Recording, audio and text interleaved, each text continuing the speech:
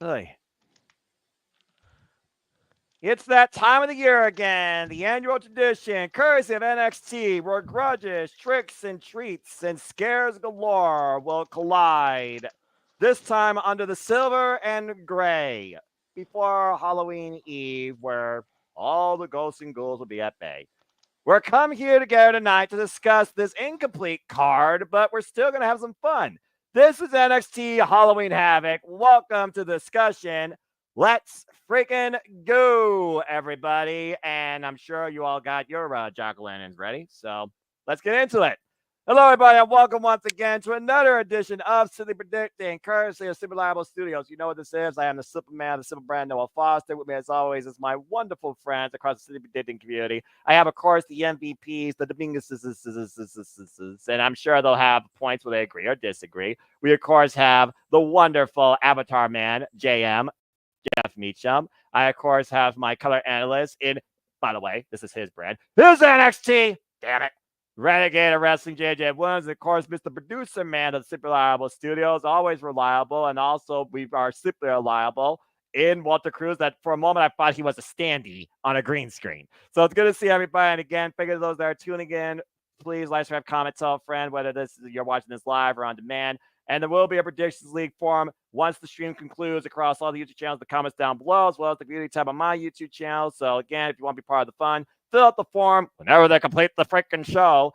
And again, if you want to dictate the conversation, PayPal, my friends, or Super Chats, as simple as that. And other than that, I think we'll just go around and give everybody's thoughts before we really dive into this unique experience. Definitely one of the more unique Halloween Havocs I've seen in years because it's not fully done yet. Let's go around and give everybody's thoughts real quick. I figured it only makes sense to literally start with the person who represents the brand for the love of wrestling and the love of this NXT that brought him back to the business and the industry. JJ, good to see you once again. How you feel about NXT Halloween Havoc? It's your stage, and it's your, I would say, one of your favorite times of the year, my friend.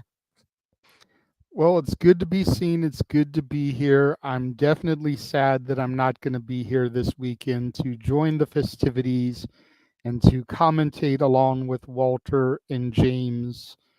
We've got so much crap lined up in these next few days from today through Sunday. What was it, Jeff? Something like 7 streams in 5 days or something like that? Yeah, today, tomorrow, 2 on Saturday, 1 on Sunday, and then I've added 2 to my own stuff. I've got Mutual Musings tomorrow, and I'm interviewing Braden Timmons on Friday, the director and everything else for the Last Nightmare Part 1, which premieres Friday. We're gonna have an interview. He and I go up the hour before that premieres. So yeah, we're busy. It's bananas. Actually, Yeah. it's Halloween. It's crazy. It's candy corns. It's nuts. Yeah, I mean, it's just so much stuff, so much content going on this weekend in the next 5 days. And like I said, I'm sad I'm not going to be here for it. Noah wants to make fun of my NXT not having the cards together and everything when his Lord and Savior Tony Khan freaking throws stuff together at literally 2:57 on a Saturday before going live at 5 o'clock. Shit, right? So You're it's not wrong. like Shawn Michaels has never done this. Let's give the guy a little bit of slack. Hey, I I mean, will. my daughter clowns me that she can show an IMAX film on my forehead. You can show a double feature on Shawn Michaels's, okay? Let's He's got enough stuff to be upset about. Let's give the guy a break. He's got so much cooking in his witch's cauldron for Halloween Havoc between Julia, Stephanie Vaquer. We had the debut of Delta, which forgive me for not remembering her new name. Sorry, Zaria, something like that. Zaria. Like I said, I haven't got to watch NXT yet, so forgive me. I know that shocks a lot of people No. considering it is my brand, but he's got so much stuff that he's letting cook. Let it come to a full boil. Let it simmer. He won't let it bubble over like Tony Khan, but just let it cook. We're let good us now. not let us not forget, JJ. Shawn Michaels is the first WWE promoter to get one of the brands televised into the ECW arena. Yeah, and the women's tag team titles have been such a featured thing here in the last few weeks with Lash Legend and Jakara Jackson popping up on SmackDown. Who's to say that something with that isn't going to develop on SmackDown to be added at Halloween Havoc? I still say the unholy unit should be the chance, Let's but I'm not going to ridicule that because I'm not going to ridicule stuff for free. So I'll leave but that alone. but just let it cook. And if you want them to ridicule and rant, super chat. It's as simple as that. I got to be Why out of you- here at 9:00. Don't be getting nobody on no rant, Williams. Why is he trying to trigger NAF? All right, stop trying to trigger Everything's across the bottom. Everybody's PayPal. Everybody's. Shut it, Walter. Stop trying to trigger my alternate personalities. Stop it. Anyway, all right, JJ. It is spooky season, Noah.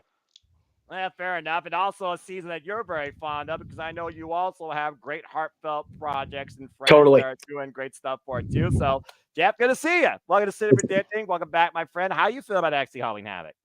It's one of the few things that isn't giving me an ulcer about this the spooky season. I love me some Halloween Havoc. I love that they've subtly gone away from branding this as an NXT PLE. If you look at the logo they're using now, there's a WWE in the Halloween Havoc pumpkin. It's not just NXT Halloween Havoc. This is WWE Halloween Havoc. This is really elevating the fact that NXT is that third brand. Yes, they are developmental. Yes, it is the future of professional wrestling, as Shawn Michaels said during the promo for Halloween Havoc when they had the ECW theme in the background. Great promo. Love that video. Can watch it forever. But I love that they're really pushing hard the fact that NXT is a player in this game that Triple H is now organizing. I think it's great, and I'm looking forward to the show. We've got only 5 matches booked, which I think, well, 4 officially with graphics, 5 that the graphic is, well, you guys will see it here in a minute. But I like that they're still keeping these things short, sweet, and to the point, especially on a Sunday night. We all got to get up to go to work on Monday or get kids to school or whatever. And so, yeah, keep the NXT show to a minimum. Keep Bound for Glory to a minimum. We'll talk about that tomorrow. That way you all can get home to the hotels safe and sound Saturday night. And shenanigans free. So we actually go to bed early and sleep in. Well, that's the plan, especially with City Predicting. But then again, with this wonderful row of friends below me, that might be a different story. That's that being valid. said, again, like I said, they are the MVPs, whether we're Simulable Studios, whether we're former names. Again, they give the people what they want, and they definitely spend on my day-to-day for all y'all's entertainment. Damn it. It's the Dominguez. Arlene, good to see you. How you feel about Halloween Havoc? I'm feeling pretty good. I'm interested. I'm like, my brother was actually asking me like what I was thinking about, what I was thinking was gonna happen in certain matches, and I was like, it's kind of weird having my brother ask me for advice. like what do you think is gonna happen when he watches it? He started watching it way before I did, so it's like,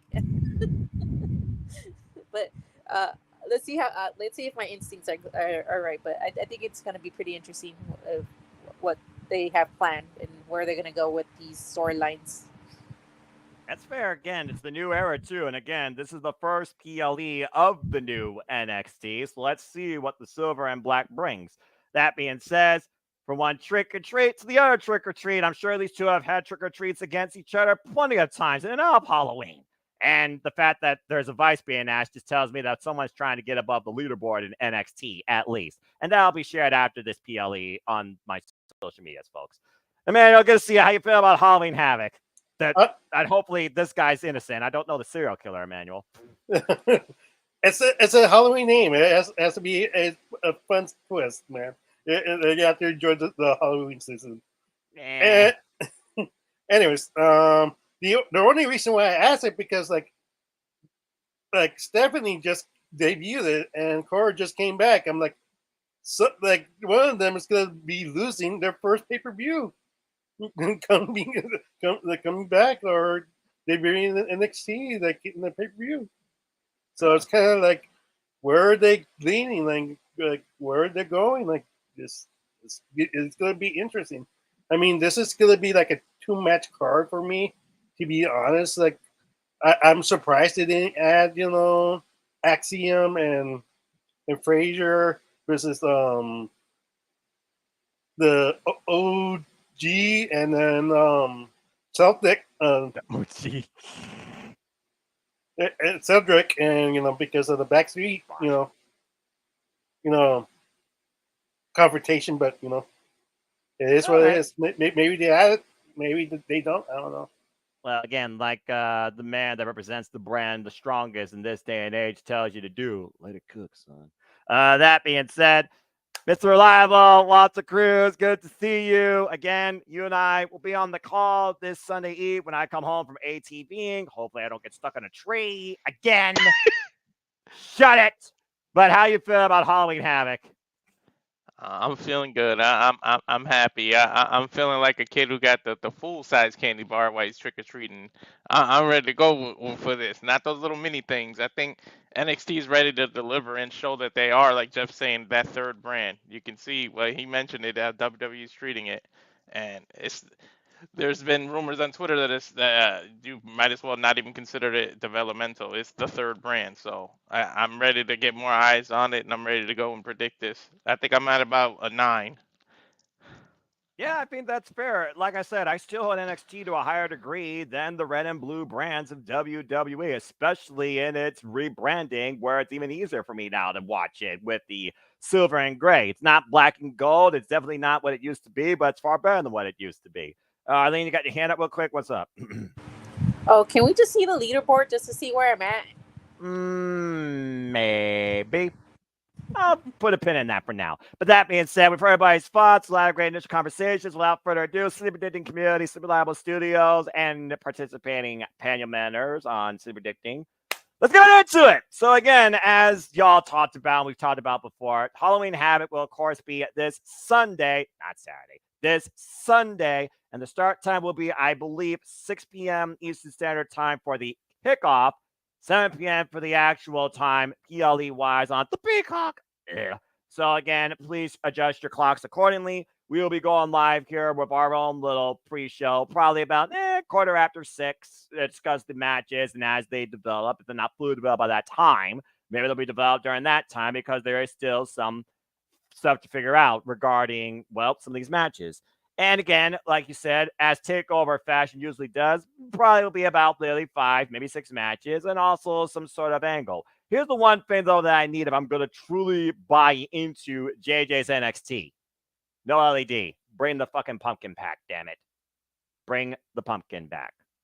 All right, so let's go ahead and get right into Halloween Havoc. I figured it only makes sense to usually start with a stable that has been a normal opener that has set the course for the night. So this is what the X Division does in TNA. Let's go ahead and talk about the NXT North American Championship, where once again, the Don of NXT, Tony D, the new NXT North American Champion, goes to his first defense against the person that seemed unbeatable, unopposed, the ruler of NXT, Oba Femi.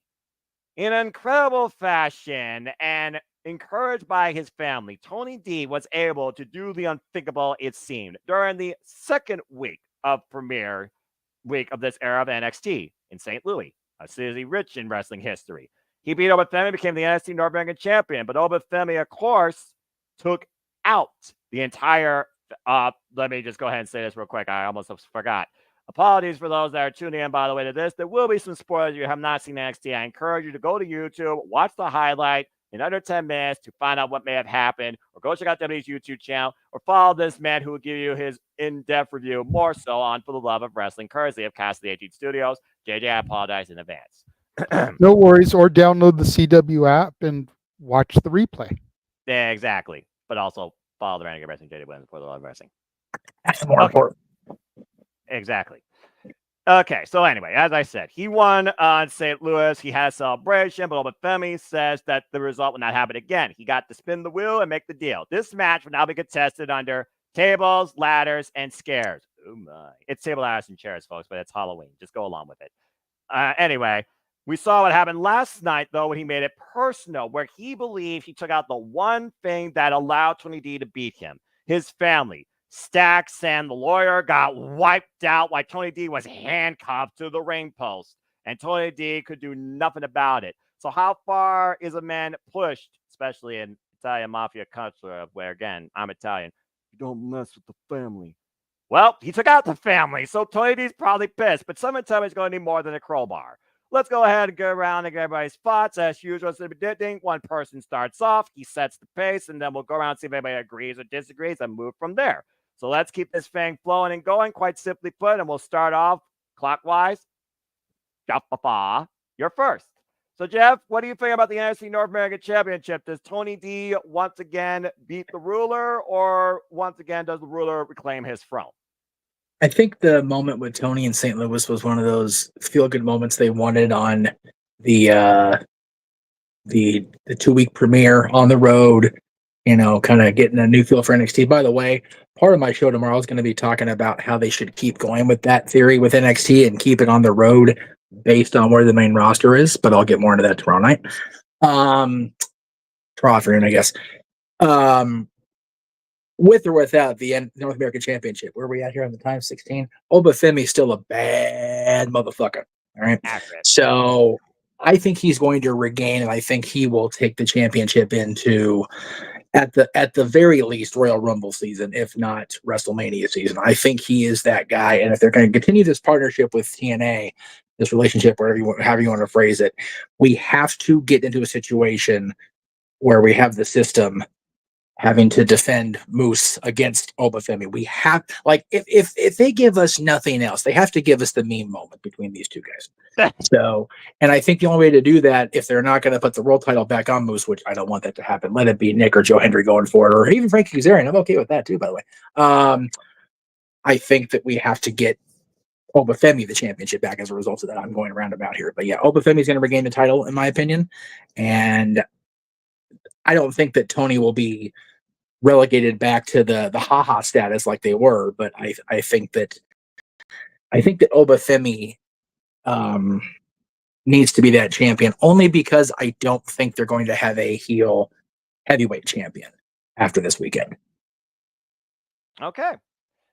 So, Jeff Meacham has set the ballot for new NXT North American champion, two-time NXT North American champion, Obafemi. As is fashion here, we now will open it up to the rest of the floor to see if anybody disagrees. So otherwise, we will move on and see if this is simply unanimous. So going, wow. Okay. Well, What the hell with you all then? Walter, then Arlene, then JJ. Walter, you're on the ballot, so you apparently believe that Tony D will retain. So go ahead and give your thoughts. Yeah, I think Tony D retains because I think it's time for Oba to step on up, start challenging for the NXT Heavyweight Championship. I think based on who I won't spoil it, but based on who I think is gonna get the NXT Championship, there's gonna be no clear number one contender, and they probably do either a battle royal, some kind of tournament, some way to get a new number one contender, and Oba wins that match, and then you got to do Oba versus whoever has that title, because Trick and Ethan have fought enough. It's time for some new blood in that NXT World Title picture. So and plus Tony just won it. I think that they took it off of Oba just to make him, no pun intended, because he's big enough, but a bigger star. Because we know how huge he is already, but I think it's time for him to get the fire lit up under him, and it's time for him to go on to the big title now. All right. So, Arlene, apparently you were disagreeing with Jeff as well. So, do you share similar sentiments towards what Walter was? So, do you share similar sentiments to what Walter was discussing regarding Obafemi's star power potential, but still needing maybe this championship to further hone his craft? Now that we've seen the ruler beaten, maybe we get a different side of the ruler now that we know that he is human, vulnerable. What's your thoughts, Arlene, before we go to JJ? It's not so much as I agree with, I don't disagree with Jeff. I actually was talking to my brother about this, and I said, ideally, both titles should be kept on the people. But I feel like out of the two titles that could possibly, like, the persons that could lose their title, I can essentially see NXT making Tony D'Angelo lose it. That was my only thing. I ideally hope Tony retains it because he just literally won it. But I feel like Shawn Michaels is going to end up making him lose it and giving it back to Obafemi. Because in my head, it's like, I feel like between the two of them, one of them most likely is going to lose. And who's the most likely to lose? I don't see Trick Williams. He has so much momentum behind them. I don't see them giving it to Ethan Ego again. So that's why I feel like they're gonna take it off Tony and give it to Obafemi, and then Trick Williams retains. But I hope that's not the case. I do hope Tony, because like I said, I hope he does, because he just literally won it right now. But I do see that them going that way and making him lose it just so that he couldn't say that he had that moment holding the title for a little bit. That was my only thing that I wanted to add to that. All right. Well, JJ, I'm gonna be real with you, dude. I've been a heavy critic of this NXT for a duration of time, but you brought me back into it, like Evanescence did bring me to life. Now they got the black and the gray, the silver gray, the smoking gray, whatever the hell you want to call it. Tony D just won this title at the start of the era. Some would say it's a ratings pop. Some would say maybe it was a mistake. Some would say it was overdue. You tell me. I'll leave it to you. But I like to think that the NXT North American Championship has been the one title for the longest damn time outside Wesley and Obafemi that never got a true long-term rightful damn identity. And they just broke Obafemi from it. So again, do you circle back to Obafemi just cuz?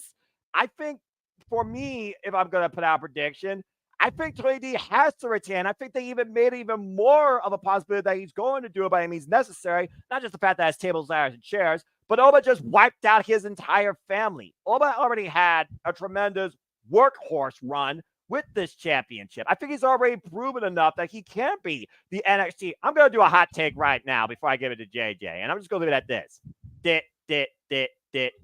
Deadline. Obafemi is your Iron Survivor, and you fill in the rest. But that being said, JJ, Cody, what the hell just happened? When Daniel's saying Tony D gets the win, but he thinks Key Alliance might try to help Oba. Yes, I'm aware of that moment as Oba and I'm here. two animals. You're fine, brother. Had a moment backstage. That might be a whole different kingdom waiting to be built there, and it's not going to be an animal one. And Chris, again, shout out to one of my four horsemen predictions. Chris saying that Tony D retains and time for Oba to move up to bigger and better things. Oba undefeated since January. 10-month undefeated streak is not bad. I think Oba definitely is ready for the main stage of your NXT. And him getting this championship back just relegates him back to secondary, in my opinion. So, JJ, where do you stand? Well, unfortunately, between Walter and you basically said everything I was going to say. I was going to tell Tony D is not going to lose the belt to Obafemi, and I was going to tell you that I had 4 words for you.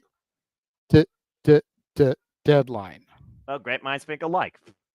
Obafemi is going to win the Iron Survivor Challenge in order to get his title shot at the NXT Championship there. That's how he's going to move up to the upper echelon. He doesn't need the North American Championship anymore. To be the true ruler of NXT, you don't need the secondary championship. You need the world championship. Simple as that. And again, Shawn Michaels, give the man his due. All right.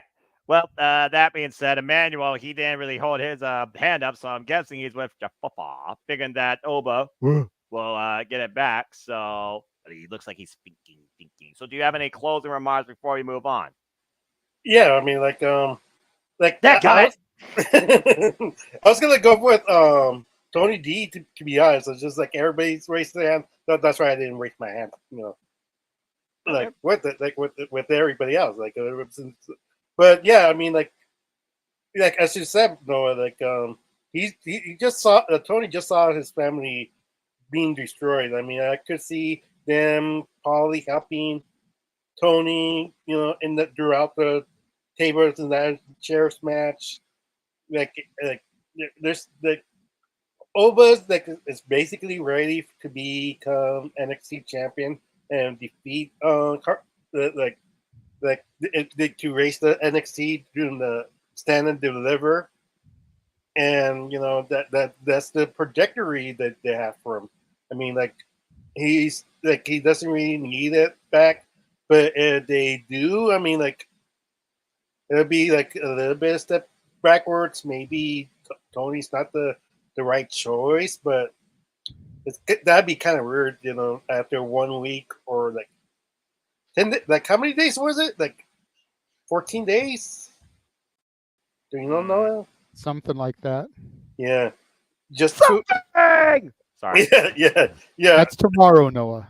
Well, I've got TNA on my mind as well. Again, there's a lot of great excitement right now and everything. Not for all SmackDown right now as a fan of It is always on his mind. No, copyright, not copyright. Good. Anyway, go ahead. Anyways, like unless they put a Jade Uso moment, they just make it like a short transition. That's a Delete. I'm trying my best to be on good behavior while not paid. I'm not trying to pull an NAF tonight. Don't start with me. I just That's say really like it's a possibility because lately, if you notice, like the main roster has been kind of copying NXT, like the special referee. Who was the special referee between CM Punk and Drew McIntyre? Seth Rollins. And guess who was the special referee in NXT doing a championship? CM Punk. Like there's some similarities that it wouldn't be off base because guess what? HBK and Triple H are producing the show. So there's a small possibility that Jeff might take the point, but for me, it makes sense that Tony retains it. That's my answer. All right. Well, while you talked about tag teams, let's go ahead and switch gears to the women and talk about tag team wrestling. And as we go around the board, JJ, you're on the ballot for this because let's see if the Prodigy and the Mean Girl, now back with her friend, it seems. Well, I don't know what brought them back together, but here we go. Take on arguably the most violent, strongest duo of women right now in WWE that should actually be tag team champions, in my opinion. But clearly much more is on their mind. Let's go ahead and talk about Roxanne Perez and Cora Jade versus Stephanie Vaquer and Julia in women's tag team action. And to my knowledge, they did not spin the wheel and make the deal. This is just a straight up women's tag match, I believe. So I'm kind of curious why this one does not have a tagline with the wheel, and could that change? But nonetheless, let's just go ahead and briefly talk about it, and then JJ can talk about it. Again, Roxanne Perez, the Prodigy, women's champion of NXT ever since being Lyra Valkyria at Stand Deliver, redefining herself literally top to bottom in and out of her career in WWE. Done everything and has only raised herself even higher. Of course, we've seen her beat everybody in and out of NXT, including but not limited to Chelsea Green, Julia most recently, damn it, of course, Jordan Grace, and that's still up for debate. And again, the list goes on, including Jada Parker and Lola Vice. Sorry, Walter. But of course, we saw Cora Jade the last time these two were at Halloween Havoc, might I add. Roxanne Perez beat her in Weapons Wild. Can you believe that was over 2 years ago? And literally, Cora Jade's been out indefinitely due to injury. Last time we saw her was Deadline when she sneaked attack the Iron Survivor winner at the time. And then she was gone again. Didn't come back until literally Chicago to help Roxanne retain. Julia, former World of Stardom champion, former Individual Strong Women's champion, the beautiful madness she brings versus the beautiful insanity that she was in Stardom.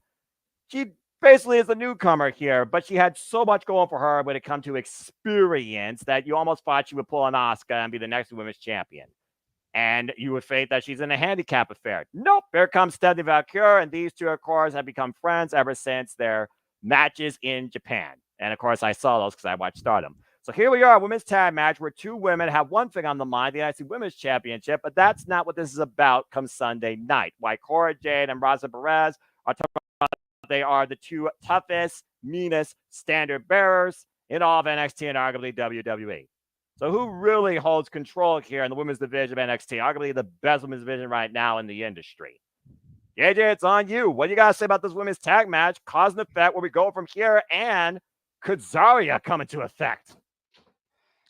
It's always possible Zarya will come into effect. Again, I didn't see this week, so I didn't see how the two, Stephanie and Julia, worked as a tag team in their match. Very well together, and they beat Fatal Influence easily. But I feel there's bigger and better things in store. My theory is Roxanne and Cora are going to get the W here, shock the world, and then Stephanie and Julia and possibly Zarya are going to enter into competition with each other to see who the number one contender is going to be. I don't see this union of Stephanie Vaquer and Julia lasting very long. I think WWE knows where its bread is buttered. They know that these are two of the biggest female signings maybe they've ever gotten. Probably. At least since Asuka and Roxanne. Like, these are top tier bad bitches in the ring. Damn right.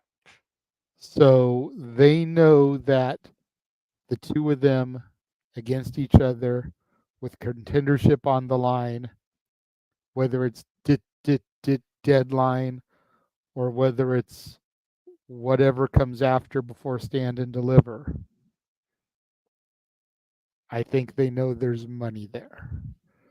In fact, have them in Iron Survivor and have that build to where the next PLE is the one-on-one confrontation. But I think there's more money in them as opponents than there is as a tandem. Roxy and Cora get the W here, shocking the world. Oh, all right then. Well, I mean, wouldn't be the first time that we've seen heels cheat to win. That's what they do. That championship, wham, in someone's face. All right. Okay, so the battle's been set for Roxanne Perez and Cora Jade getting the better of Stephanie Vaquer and Julia this Sunday Halloween Havoc. Before we move on, let's go ahead and open the floor to see one disagrees. Going, why? Yeah, I saw that, and then I saw Walter, and then Arlene. All right, so we got three again. All right, Jeff. So what's your thoughts towards this? Now, you know I'm a diehard Stardom. I'm a Joshi guy. I prefer Joshi wrestling, whether the strongest female competitors in the business versus any woman here in America. It's just a Certainly. fact of life.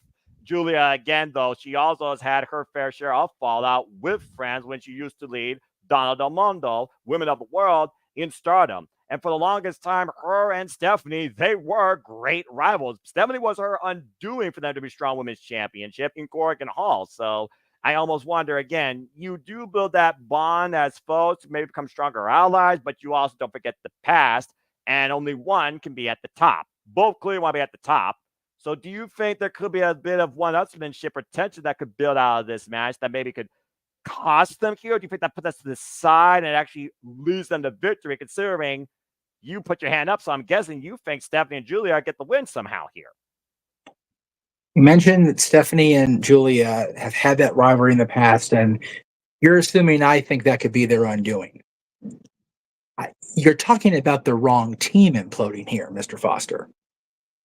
Let's not forget that Cora's been off for quite a while, but we never really got that definitive payoff between her and Rox. No. And Cora is after not tag team glory. She's not after being buddies with people. She wants the title.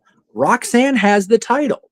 What better way to make sure that she gets that shot than by costing Roxanne a victory against her two most recent fiercest rivals? Cora goes, "You thought these two bitches were your problem? Oh no, honey. I've always been your problem." So that's why Stephanie and Julia get the win, because Cora's going to dump Roxy on her head. Okay. Well, Since it's not the main event, that's why I think it's going to be, because NXT likes to have the old school, send them home happy with the babyface win, which I'll get to in the main event. But yeah, that's fair. I did say 2 years ago, Halloween Havoc, Weapons Wild, Roxanne beat Cora, and arguably Cora ain't Cora forgot. never was the same since. She ain't forgot. Guarantee it. Fair enough. All right. I think I saw Walter's hand up next, and then it was Arlene. So, Walter, what's your thoughts towards this? Yeah, I think JJ brought up a good point, and that's a great fantasy booking. And what he said, everything makes sense. But I think the fact that there's not a stipulation in this match, it's not about titles. It's more about pride. I think Cora and Roxanne lose, and then what Jeff is saying happens after the match. It's not that they cost it; it's that Cora realizes she lost, and then boom, she hits Roxanne. They do the one-on-one for the title, and then you leave the Stephanie and Julia to do the Iron Survivor match. And And then Zarya. maybe they get the and maybe they get the one-on-one later on a later date. But I think Cora gets the title shot first, one-on-one, and then it leads to them two because, like Jeff and JJ were both saying, there's money in Julia versus Stephanie, so you got to Oh do yeah. that eventually too. Oh yeah. Because it's like that. I can't wait. Hopefully that's something we get to call because I can't wait for that. And if you Okay. do that, both those matches, you do Stephanie versus Julia and Cora Jade versus Roxanne on the same damn PLE. Like you can take my money. I would pay for that damn pay per view. Like damn the Peacock. Like literally, I'd pay for that. But yeah, I think that's what happens. Roxanne and Cora lose, and then their implosion happens. It's not they lose because of the implosion. Okay. All right. I do like this great cause and effect idea that does somehow build to Roxanne Perez versus Cora J. But that being said, Arlene, another thing to think about, Julia has already been pinned now in NXT. So she knows, she doesn't have that undefeated, cape of, invincibility anymore. Stephanie Vaquer still does. So it's one of those things right now where you wonder, does Stephanie get pinned inadvertently due to maybe a miscommunication? Do Roxanne and Cora play nice girls and then go mean girls full on afterwards? Or again, like what Jeff and Walter's been saying, is it all ruse? Is there a deeper thing with Cora Jade? And is there something more in everybody's eyes that doesn't involve pretty much what Roxanne Perez already preserves for her life? More precious than Goldie and Ciampa did, the NXT Women's Championship. So, Arlene, what do you guys say regarding this? Jeff kind of took what I was going to say, which was As happens. basically when JJ was saying, like, he could see Stephanie and Julia imploding. I was like, when I was listening to him, I was like, yeah, but are you seriously going to say that Cora Jade's going to play second fiddle to Roxanne? Come on. They're going to. I don't know what my brother's doing over there. Snapshot? I don't know what that was. I don't know. But my thing is, like, she's not going to play second fiddle. Are you telling me that she'd rather settle for the North American title than the NXT Women's Championship title? I don't think so.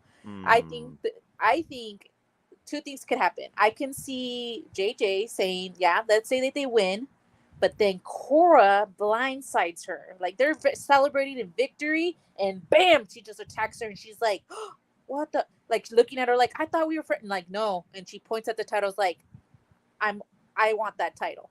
I'm not going to be playing second fiddle to you. I'm not going to be, like, following you around like I'm your, like, number two, basically. And Diesel. I was gonna say, I'm not your diesel, bitch.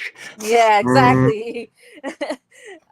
And basically, lead up to that. I also think as well, since Julia and Stephanie are barely coming up, I don't see them going for the title just yet. I think they're probably going to want to build to that.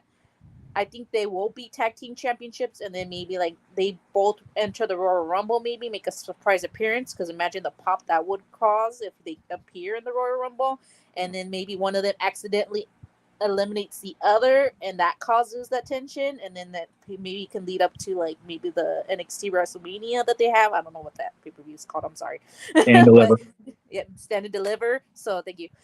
So and that leads up to the maybe like one of them gets the championship and they face off for the championship. I can see that happening, but I honestly think that like I kind of want Julia and Stephanie to win, but I could see JJ's scenario that they both win, and then Cora J like basically blindsides her. Think like they're celebrating victory, and like bam, like she just attacks her. I'm gonna go with that latter, and say that Cora Jade and Roxanne wins, but Cora Jade blindsides her and attacks her, and that leads up to a matchup with her. Because let's be honest, like between the two of them, Cora's like basically doing all the talking when it should be Roxanne, to be honest. So like, she needs to be like, I can make that title more than what you've made it, basically. So I can see that happening. So I'm gonna go with Cora and Jade and Roxanne for the win, only because I feel like that's gonna be the outcome to that. All right. I love how all three of us all got to the same endpoint of Cora and Roxanne imploding, but I have them losing because of it. Walter has them losing in spite of it, and Arlene has them winning and then doing it anyway. I love that. I love it. It's all different, but it's the same end game. That's great shit. That's great. That's why professional wrestling's awesome. Damn it. Well, again, predictability is not necessarily a bad thing, but unpredictability is a very fun thing. And when you talk about both titles, in the previous era, when I was Once a Wee Lad, and it was my NXT, before I give it to JJ, just want to put this out here real quick. There was a point when DIY did just that. Yeah. On the same night. But JJ, what you got to say real quick? Well, I just wanted to rebuttal a couple of things. First of all, it's great to see Safet in the chat telling us what Cora does and doesn't forget about when she wasn't even at last year's Halloween Havoc. So I don't know how she can forget about that when she wasn't even there. Good on you, Safet. Yeah, it's all right. We got you, brother. I'll give you the time. Right? It's got 2 years ago. Continue. As far as Cora not being Diesel, of course not. Her name's not Camille. Damn. And then going further, what y'all aren't thinking about, and maybe this is why I have the brain pattern that I do and the thought process that I do, but you have to remember Cora Jade came back last year at Deadline from an injury and then immediately got injured again. Exactly. I think that's why she's in this tag team with Roxanne. We need to see if she's going to get injured again. We need to see how injury prone she is. Julia and Stephanie Vaquer, for as accomplished as these two bad bitches are, the NXT Women's Championship is beneath them. They're only going to be in NXT for a cup of coffee until the draft. Then they're moving to Raw or SmackDown. The end game needs to be Roxanne and Cora at Stand and Deliver. We've got time to let it cook. Let them run together as a team for a minute. Let them get some wins under the belt. Let them see if Cora's going to botch some shit and go out with an injury again in 2 weeks. Eesh. You know, just like Nikita Lyons. Love her thick ass, but how many times has she been on the injured reserve list since 2.0? I love her thick I'm just saying. She's broken bones as much as she's broken guys' hearts. Right. Watch out, Oba, by the way. So let this cook and process for a minute, and then when they feel comfortable that Cora is not going to get hurt, you pull the trigger, you have her drop Roxanne, you move on to Stand and Deliver. Well, we also got to consider your NXT. If I remember the PLE schedule correctly, and they keep up with it after Deadline, you know as well as I do what they start off with in the new year is Vengeance Day. How fitting of a title to see Vengeance carried out by one of those two, if not against each other. And also keep in mind that Deadline hasn't been confirmed yet. So yeah, and I'm not going to change my pick, but JJ has a great point, because if you let it cook and let him do that, she'll trust Cora more, and then it'll more effective when she actually does take Roxanne down, because Roxanne won't see it. It'll really be out of nowhere, because theoretically speaking, right now, Roxanne might not trust her. By the way, Roxanne might think that Cora's gonna do this. So if you let it cook, then yeah. And let's not forget, Roxanne Perez right now is playing the role of Cora Jade. This was supposed to be Cora's title run, but she fucked up and got injured. That's why Roxy had to turn heel in the first goddamn place. Accurate. We were so literally if you talking let about that. her in and you give her that opportunity and you let Roxanne trust again, you kind of open up the friendship doors like we had with MJF and Adam Cole, except it's more believable because we all buy Roxy better as a babyface anyways. That way when she gets dropped, she's the sympathetic babyface again.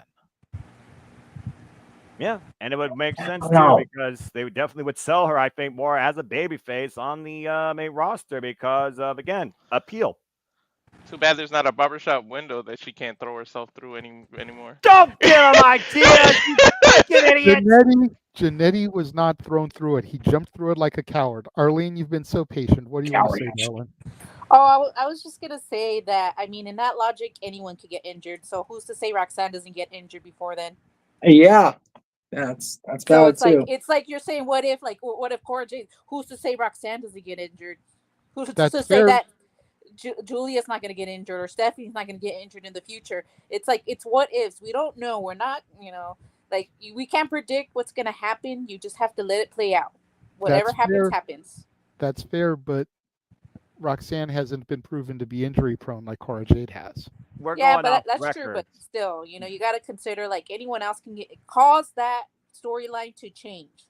Agreed, but we're going off past track records. It's like an alcoholic. You can trust an alcoholic to get fucked up and do some stupid shit. A sober person, not so much. Not as Roxanne much. doesn't have the history of injuries. Cora Nope. does.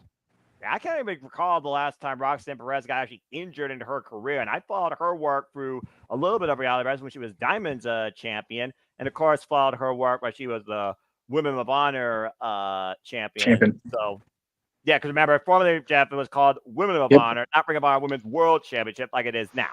Right. Can we all just knock on some wood because we put some bad juju out there, and I don't want anybody getting injured. I didn't say the word. I'm moderating. I know.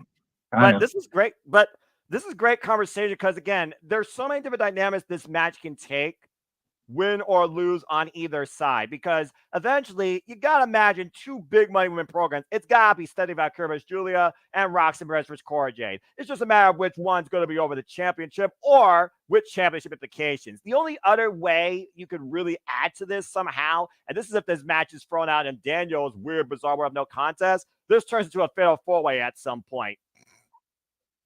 Yeah, that would be one of the things that would make me mad about not being able to go to Mania weekend is if they had these four involved either in two separate matches or all four of them together. I'd be low-key pissed I'm not going now. I'm sure he would too. Well, I know one place that JJ can go, and Emmanuel, I noticed you didn't talk at all, but again, you had your finger up. I acknowledge you. You got something to say real quick? Yeah, just like JJ said, like for you, two chef with him. Yeah, because Arlene, Walter, and Jeff already want Cora to backstab. But she what's the old saying? Keep your friends close, but keep your enemies closer. And that's the point of the storyline. Like Cora Jade's not gonna step Roxanne right away. She needs to make sure that Roxanne feels comfortable, and once she lets her guard down, then Cora Jade could be the baby face of the company, and then that's what they're building. But for me, I think it's gonna be in Cora Jade winning the Iron Survivor, and Roxanne is gonna say, "Oh, this is easy. My friend's gonna lay down for me, so I can keep the title." But in reality, that's never was her plan. So that's fair.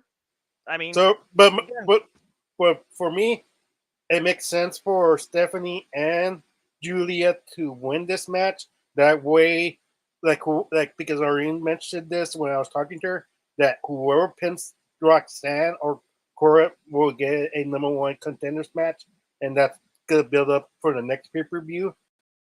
And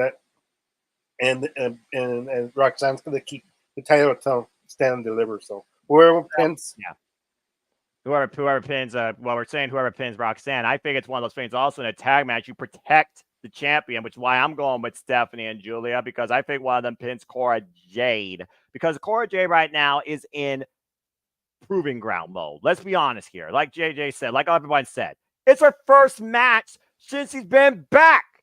Dude, we got to see if she still can do what she's able to do in that ring. Let's remind you how much experience she has, by the way, in the wrestling industry. Hello, Elena Black. So we got to see again Is she comfortable mentally more than physically? Because again, it's two worlds when they're in this ring, folks.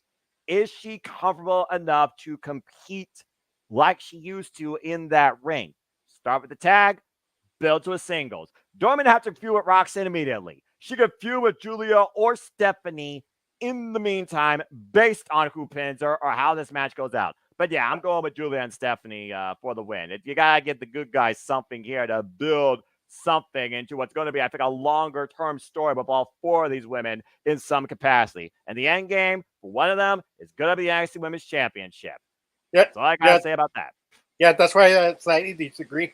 Roxanne takes the pin that way. They could say Valerie pin Roxanne. That gives them more reason than Cora taking the pin. So, well, again, Shawn Michaels is the guy, so we'll see. But again, it's one of those things right now where it's just a matter of if there was a gimmick to this, we would be thinking the same way. I mean, just saying.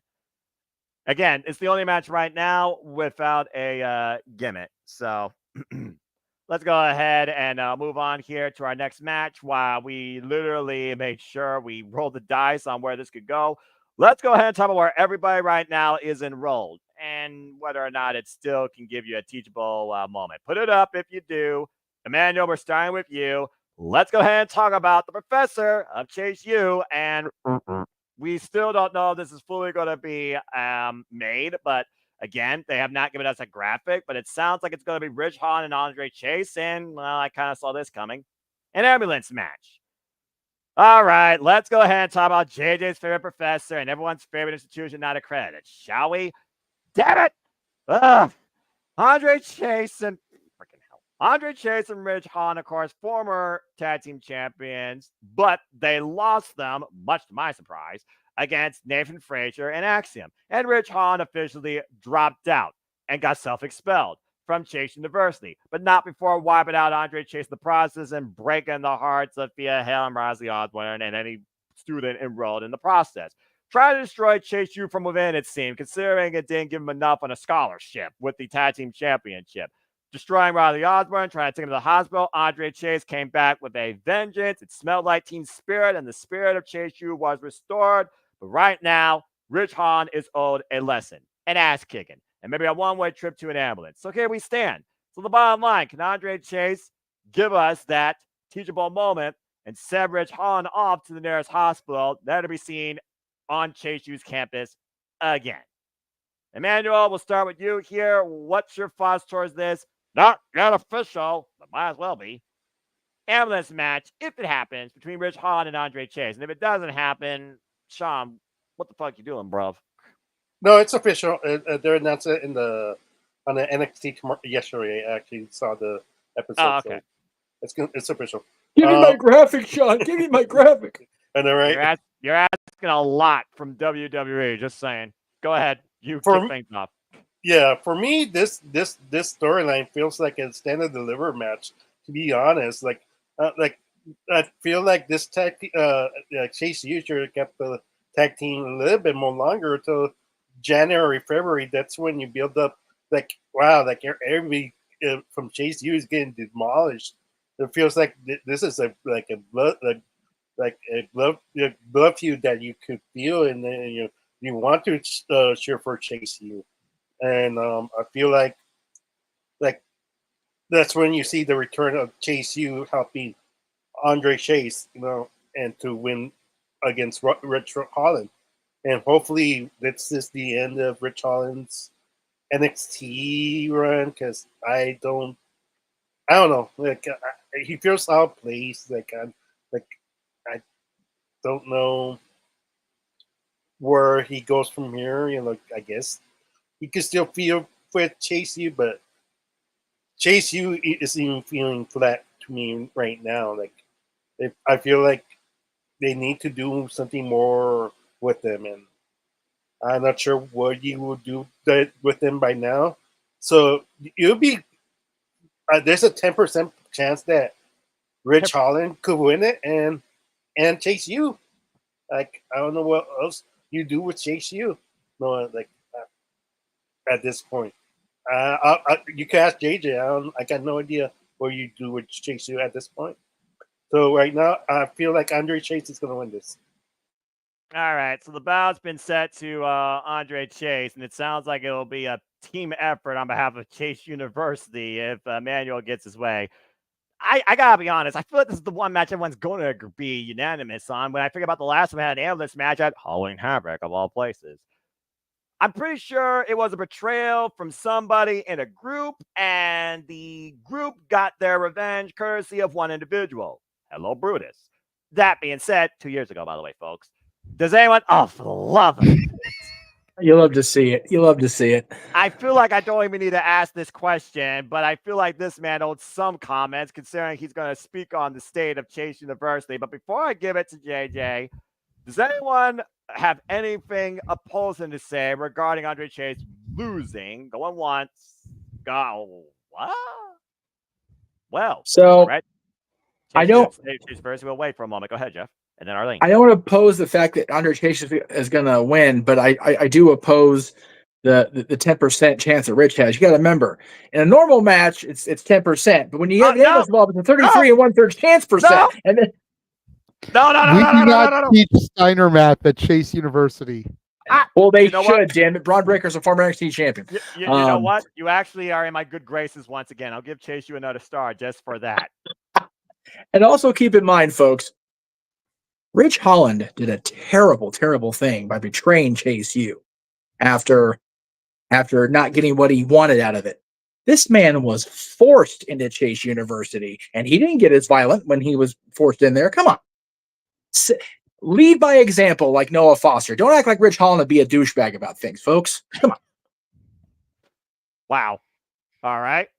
I guess I'm a role model. Oy vey. You All are right. a role model. You're a beautiful man, Noah. I'll tell you what. And yeah, Man. don't be a douchebag like Rich Holland and ruin Chase U from within. Don't be a douchebag like Mick Foley accused the former president of being today. Don't be those guys.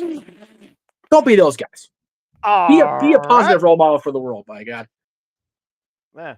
Charles can be a good show.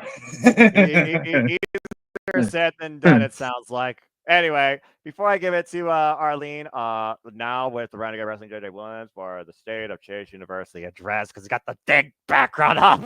What do you got to say regarding your professor at your university and this? Go ahead. My distinguished scholars. Oh, of the shit, here we go. university. Look, bottom line is that if Andre Chase doesn't get the W here, then what the fuck are we even doing? I don't know. Like, seriously. The man has been photographed with Chucky. This is the Halloween season. Ridge Holland used to run with a Muppet. Andre Chase has been photographed with Chucky. Don't spit, Noah. I'm fine. Otherwise, you may have to turn into Noah Hausen again. No. Or No one super needs. chat. Wooly Bully was as Noah Hausen. No one needs to see that. Oy. But Oh, seriously, like, come on, people. With all the damage and destruction that Ridge Holland has done to Andre Chase and Chase University, it's time for Chase U to get their comeuppance. I expect this to be almost an Avengers-esque situation. You know, I expect this to almost be like Cody Roman at WrestleMania. Ridge Holland is going to manhandle Andre Chase. But the return of Duke Hudson, the return of Riley Osborne, a distraction from Thea Hale from the outside, is going to be what ultimately allows Andre Chase to win. And Jeff is 100% incorrect. Ridge Holland wasn't forced to join Chase U. He did it for the Poon. He did it for Thea. It's always the women messing up the Hakuna Matata. How many times have we talked about this? This is valid. And sorry, Arlene, but you know.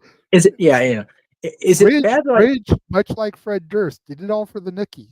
The what? The nookie. And he didn't even get any because Nathan Frazier gets it. So, you know. Nathan Frazier's a bastard for that. Anyway. Okay. Is it bad that I low-key want to see Ridge win just so Thea Hale goes full Tiffany Valentine and starts cutting people? Am I wrong for that? You're trying to turn Thea Hale into a psycho or into Carrie? No. Thea Hale. Hey, That's the Chucky franchise. yes. If I don't know. Chucky can pose with Mr. Chase, then we can have Thea Hale go full on Tiffany Valentine and start just slicing people to pieces if Red wins this match. Look, if you want to talk about Chucky or Freddy or something else like Puppet Master, go listen to Chainsaw Girls with Allison Kay and Allie. Yeah, all right. So I don't know nothing about that. Anyway, Just please don't pull a WCW. Put Chucky on our screens. Like, don't do that. No, I need Chucky They've on my already screen. done that twice on Halloween Havoc, though. With Liv. I don't know, need but that don't, again. I think it's Don't what do it the way WCW did it. Let's just have Riley Osborne as Chucky and Thea Hale as Tiffany. Let's make this happen and go full There you tilt go. with it. Please don't. Right, a Chucky. Please don't. I need Chucky redemption. Liv Morgan rooted for the Vegas Golden Knights last night in person on purpose. I need some sort of Chucky redemption with Liv. Like Liv Morgan ruined Chucky. The season after she appeared on it, the show gets canceled. I'm just saying. Yep, terrible. Oh, First she ruins Chucky, then she ruins the Judgment Day. That's right. Oh, so that's how you ruin ratings. Anyway, Arlene, I saw you. I'm all discombobulated with this whole thing now between sex ed and freaking ratings 101. Arlene, I saw you had your hand up. I'm gonna say this real quick before I give it to Arlene.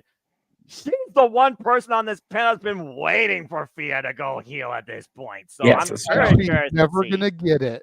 I'm very curious to see how she tries to spin the narrative and spin the wheel on this deal. So, Arlene, go ahead. The floor is yours. And then I do see a super chat. We'll address that here after this. Arlene, what you got to say?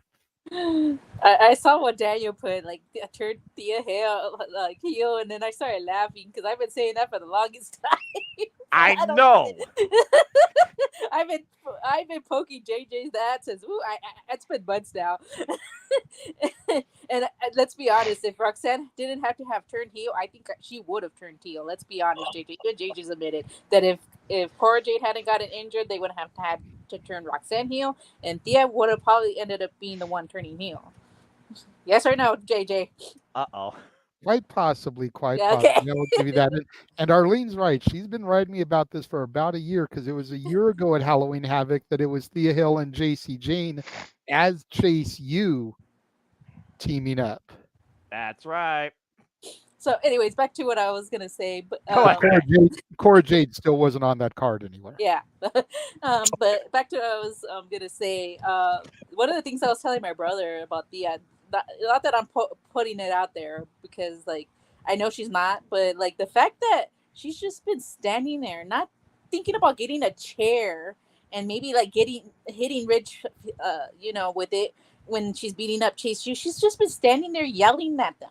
She's not really doing anything. I'm like, at least get a chair. At least like try to threaten him with a chair or something to make him run away or something. I don't know. That's what I would do. I mean, I run that risk of getting hurt, but at least, I tried. She's just standing there yelling. What's yelling going to do? Nothing, really. Distract you. I've got no skin in the points game. Screw it. Thea turns, Ridge wins. Screw it. That's what I was going to say. Wow. Let's make it happen, man.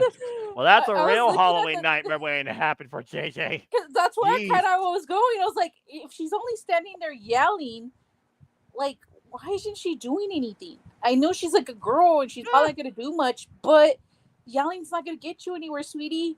Like, there has to be a bigger motive. And like my brother says, where do you go with Chase U after this if they win? Like, who are they going to... I like it.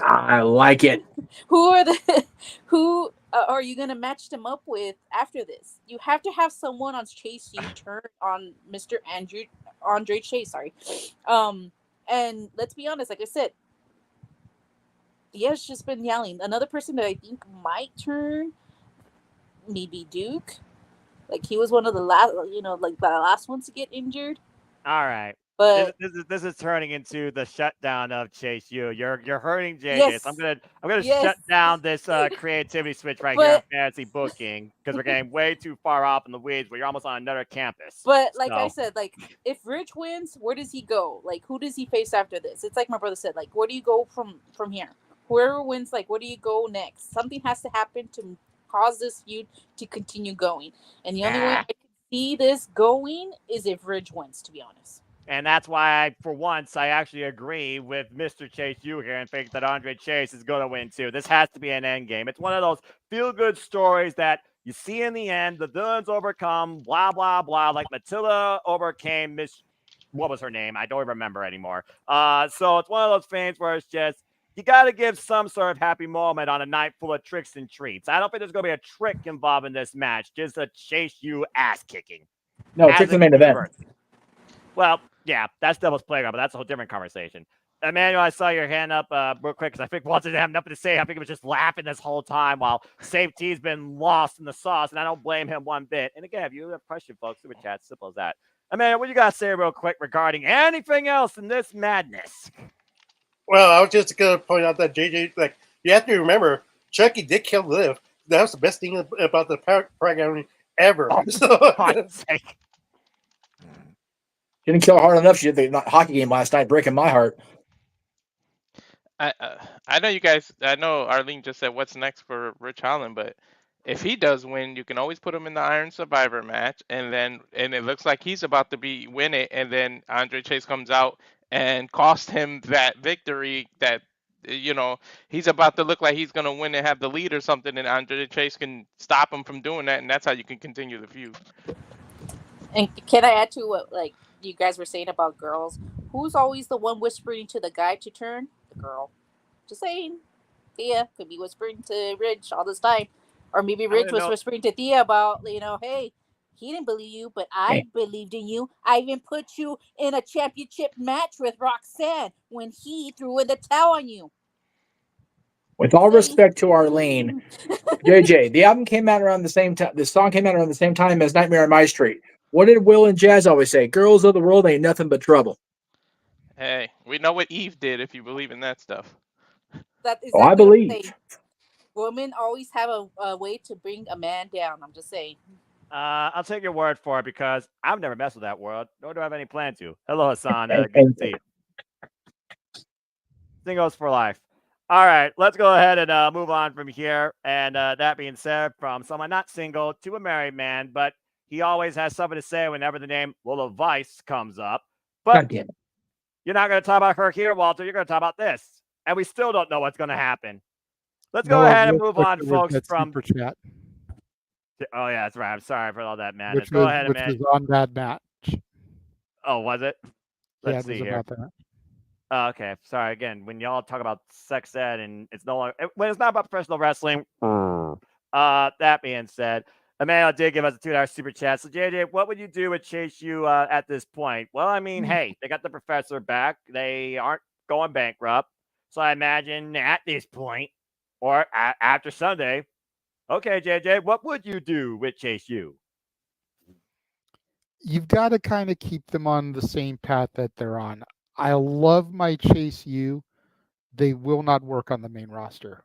No. They're too 1980s, early 90s gimmicky for the main roster.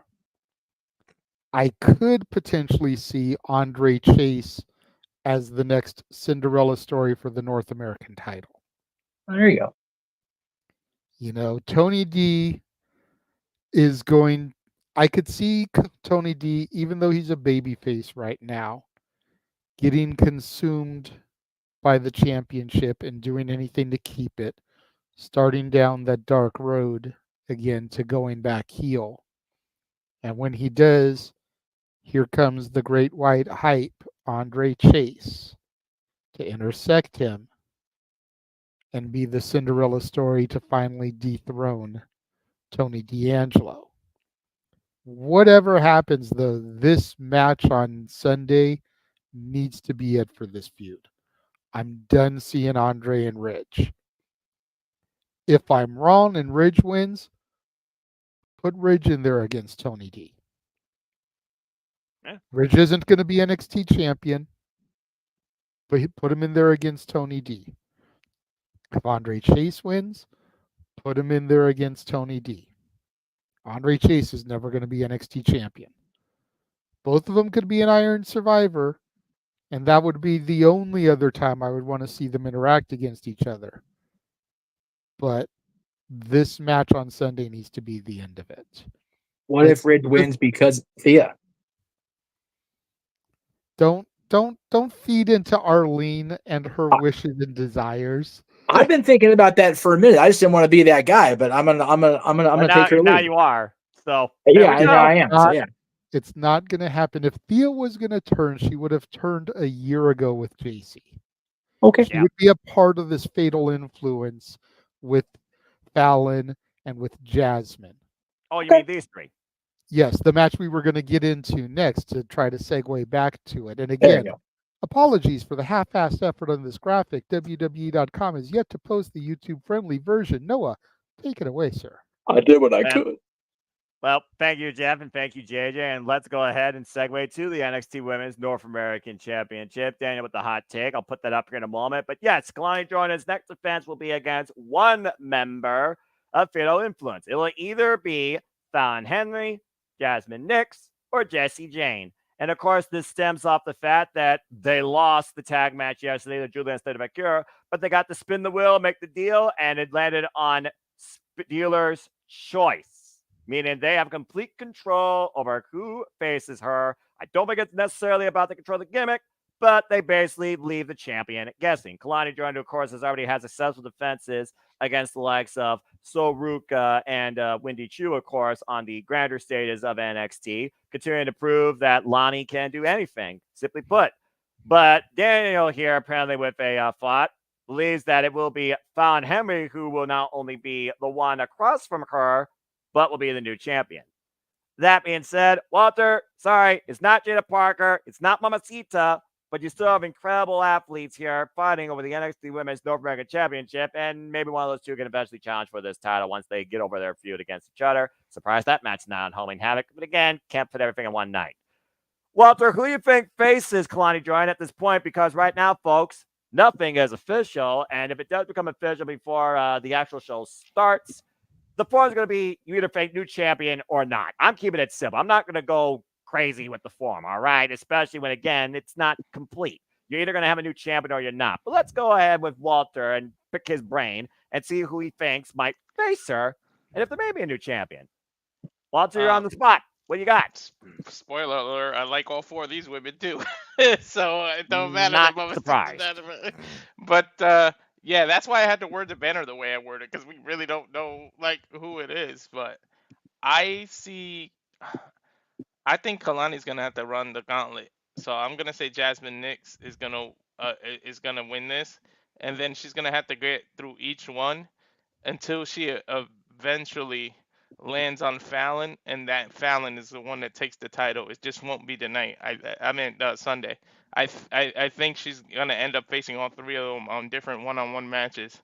So you get Jasmine first, then you get JC Jane, and then you get Fallon Henley, and Fallon Henley is the one that actually takes the title from her. That's just how I see it going. So for now, I'm just gonna predict Kalani. She retains here. Okay. I think that's pretty simply put because I do think right now that Kalani Jordan being the inaugural NXT Women's North American Champion, it makes sense. She's building it. She's having a good run so far since we're at NXT Battleground. And again, when you got these three women right now that probably still bicker within each other, I don't think any of them necessarily need to go after the title out of this circumstance. I think they're all capable of winning it on their own at a different date. I think she also retains too. So I agree with him. Does anyone think that we're going to have a new champion? Going once. Go. Damn. All four again. Well, this should be interesting. Jeff was first, then Arlene, then Jade, then Emmanuel. Jeff, what you got? I like the gauntlet idea. That's what I was going to say, Walter. But I think she's going through the gauntlet all in one night, and Fallon's going to come out the champion as a result of that. Oh. All right. Short, sweet, to the point. But that's how I feel is going to happen. I think Fallon's going to be the champion, and I think the spinner's choice will be run the gauntlet. Okay. Well, apparently Emmanuel agrees with you, but Arlene, you was next. So, Arlene, what you got to say regarding that? Before Arlene, Jeff had put in the private chat he needs to get out of here, so let him do his thing real quick. I'm sorry about that. No, you're good. I have a ride because I'm going out. So regarding the championship match, straight and simple, they didn't put the title back on Trick to just take it away again at Halloween Havoc. So Trick retains, my personal opinion, and we go into November with Trick Williams still being the NXT champion. appreciate being invited in, as always, gents and lady. I'll be on the air tomorrow with Misha's Musings. I'll be talking about this weekend's shows as well as other stuff that's been going on in the news, both in and out of wrestling, thanks to what's happening in a couple weeks. And then Friday, I'll be having an interview with the man behind the Haddonfield Nightmare and the Last Nightmare Part 1, Braden Timmons. That'll be on Friday at 8 p.m. Eastern, the hour before that the new movie premieres live on YouTube. So we're going to be recording that tomorrow, though, because he's booked crazy Friday for obvious reasons. That don't surprise me. So yeah, I will definitely be visible up until Saturday. I'm not going to be part of Bound for Glory, unfortunately, or Halloween Havoc coverage because I'll be out and about. But thank you guys again for letting me in. It's always good to return back on screen with you wonderful people. I do miss you guys, and I will hopefully be making my full-time return in January on the 1st because it is a Wednesday, and I get to go. I get to do the thing before Greg Shearer goes live with his show that day. So anyway, you guys have a wonderful rest of your night. Enjoy Halloween Havoc. You, sir, enjoy your trip to Detroit. Damn it, that's gonna be I'm so happy for you, and then Aaron's going, which is awesome. So yeah, enjoy Bound for Glory. Enjoy Halloween Havoc, and I'll see you guys soon. Tomorrow. All right, ladies and gentlemen, Jeff Meacham. Take care, brother. Again, stay tuned for Meach's Musings, Thursday, October 24th, Central Standard Time, 4 p.m. Pacific. And please support our friends. Last Nightmare Part 1, a Halloween fan film with Brendan Timmons. And stay tuned for more on that, courtesy of good old JM. Always appreciate him. And then number 5. Okay, Jeff well Meacham now. has left the building. Yes, he has. Thank you. All right. Brilliant. All right, Arlene. Did you have anything further to say regarding the NXT Women's North American Championship match, or did you just want to give Jeff his accord? Oh no, I did have something to say when it came to that. Towards the end of NXT, I don't know if this is going to lead to anywhere, but Zyra, is that how you say her name? That's right. She came out immediately after they spun that wheel. But I do wonder, was she looking at Fatal Influence or Stephanie Vaquer and Julia in that ring? So it's like I don't think she's probably going to go for that title, but the fact that she showed up at that moment to come out seems kind of weird to me. But I do agree. I think Kalani, right?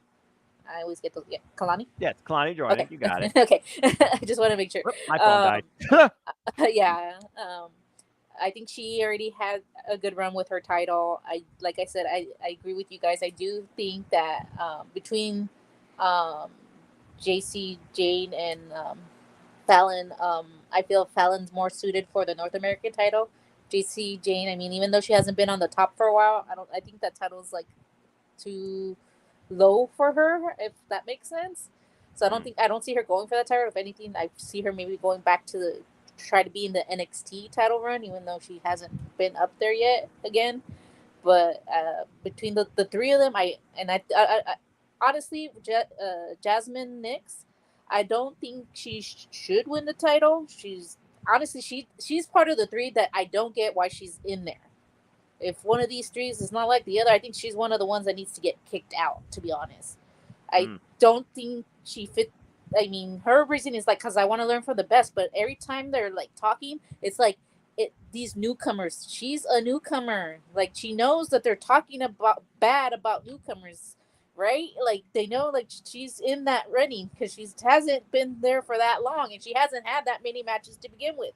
So it's like, to me, it doesn't make sense either that she would win the title either, because like she hasn't had that many matches to begin with either. And let's face it, we talked about Fallon being in the running for the title and how she deserves a title, and this is the title to do it with. So between the three, I think she deserves it more than, I mean, not that JC Jane doesn't deserve it, I just think that the title, she's more NXT title, if that makes sense. No, I get it. I mean, being one of the longest reigning, still longest reigning modern era NXT Women's Tag Team Champions as part of the Fatal Attraction with Judy Dolan get well soon. I get it, but JJ, you and I have spoken for the longest time about Fallon Henry. I told you about Tessa Price and her prior experience for coming into NXT. I said she's been overdue to become a freaking champion. And if they do go by the gauntlet rule, I could definitely see her winning the title. But honestly, I would just love to see some sort of like tease, trick or treat. The two attack Kalani before the bell. Kalani thinks she's facing this person. Oh, you're actually facing this person. And then maybe they win it for the group versus for themselves, because when you have the gold, you have control. So I'm kind of holding out here for a title change a little bit, but Halloween Havoc, yeah, gimmick, yeah, it's going to make the deal, yeah, 3. Yeah, I still think that she's going to retain, but I wouldn't mind seeing Fallon Henley finally getting something for herself. But what do you have to say regarding this? Well, I definitely see a title change here. This is the North American title that's going to change hands. It's probably going to be the only title to change hands. I think you're being on real. Yeah, this is the best chance of a title change hands on Havoc. I don't know if I 100% agree with what Arlene is saying, though. There was a time, a year and a half ago, where I would have co-signed on JC Jane as the NXT champion. I think her stock has fallen way too much, though. I could see Fallon as NXT champion before JC at this point. I agree. I could see Fallon as both champions, North American and world. Amazing. Whereas the other two, I could only really see as North American champion. Jasmine Nix, maybe she'll surprise me in another year and a half like Tiffany Stratton did. But as of right now, she really shouldn't be touching any championship. Mm-hmm. And if she ever does, it's the North American. She should never even get close enough to smell the NXT Women's Championship. Yeah, way too youthful, under experience for that. But I agree with the general sentiment here that it has to be Fallon. Fallon is the person, and even though she's part of this fatal influence, she's the one out of the three of them that still gets a decent reaction from the crowd because people know she deserves it. Yep. I almost would like to see, something we haven't really talked about is there's a certain WWE superstar who traditionally hosts Halloween Havoc, who's been out of action for a while. I would almost like to see that person make her return here, do some time in NXT, to Arlene's point, excommunicate Jasmine from the group, because I think she'd be a better fit with the bad girls. And of course, that's Shotzi Blackheart. I like what you did there. I was thinking about that because, of course, she's been gone since getting injured in what I believe was the NXT Women's Championship match with Lyra Valkyria earlier this year. She hasn't been seen since. And I'm not even sure if that was a legitimate injury or if it was a kayfabe injury because of how her sister was going through cancer. Mm-hmm. She was going for and she wanted to be home for her sister to help take care of her and everything. So that's the other thing to factor in is like how much of her injury was legitimate and how much of it was, hey, she just needed time off right now for personal reasons. And now, depending on how her sister's been, I haven't heard anything bad on that front, but I also don't follow enough to have heard, is she in remission? Is she cancer free? Could she be ready for a return? And her and Scarlett have been hosting their show on the YouTube channel again because it's the spooky season. This would be a great time to bring her back. Yeah. It's Halloween. her favorite Shawn holiday. Michaels hire JJ. He be having some good ass ideas. As long as Shotzi Blackheart does not join Fatal Influence, if she But does that's go what I'm heel. saying. Let her join. Kick out Jasmine and let her be the Oh, kick out third. Jasmine. Okay, I was about to say like Let that- her be the third. 3 disgruntled, experienced bitches that deserve better than what they've ever gotten. I wouldn't mind seeing those three get the better of Kalani, Jade, and Bianca too. Just go full circle and be like, we're the Fatal Influence for a reason. I mean, also think about the fact that again, these three, they lost Kalani Jordan with the help of Jade and Bianca. These three are looking for a receipt. It almost feels like, again, if they triple team Kalani and found Henry is the one leading the charge, we got a new NXT Women's North American Champion. And to piggyback on that idea, if it's not Shotzi, we just recently had the warm and fuzzy reunion of Roxanne and Cora Jade. Where's Gigi Dolan been? Reunite Gigi and JC to make a run at Jade and Bianca in the tag titles and give Fallon the singles title. Damn. The Toxic Attraction is now the tag champions of the Fatal Influence, and Fallon has become the Mandy Rose. Toxic Influence. I literally was calling them that, I think, during the car or Fatal Attraction, like, because it's a combination. You were calling them Fatal Attraction Yeah, because that you was. were thinking about the movie. Yeah. I Even don't though watch you movies. don't watch movies, but I'm sure once you were a wee lad, you snuck into your dad's room and caught a glimpse of stuff you shouldn't see in Fatal Attraction. Actually, no, I Toxic never Influence is a good did. name. I It never was a exposed joke, to that. Noah. But I thought you were talking about the whole thing with the. Wait, is this a movie or is this a real life thing?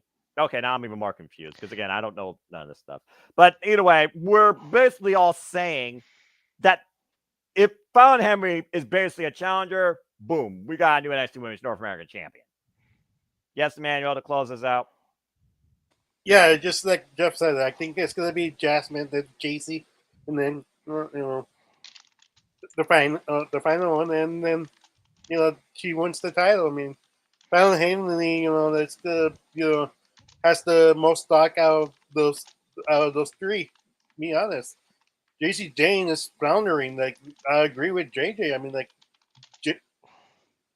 Dolan needs to join. I mean, like she's struggling. Like she's like she feels like sick and fellow.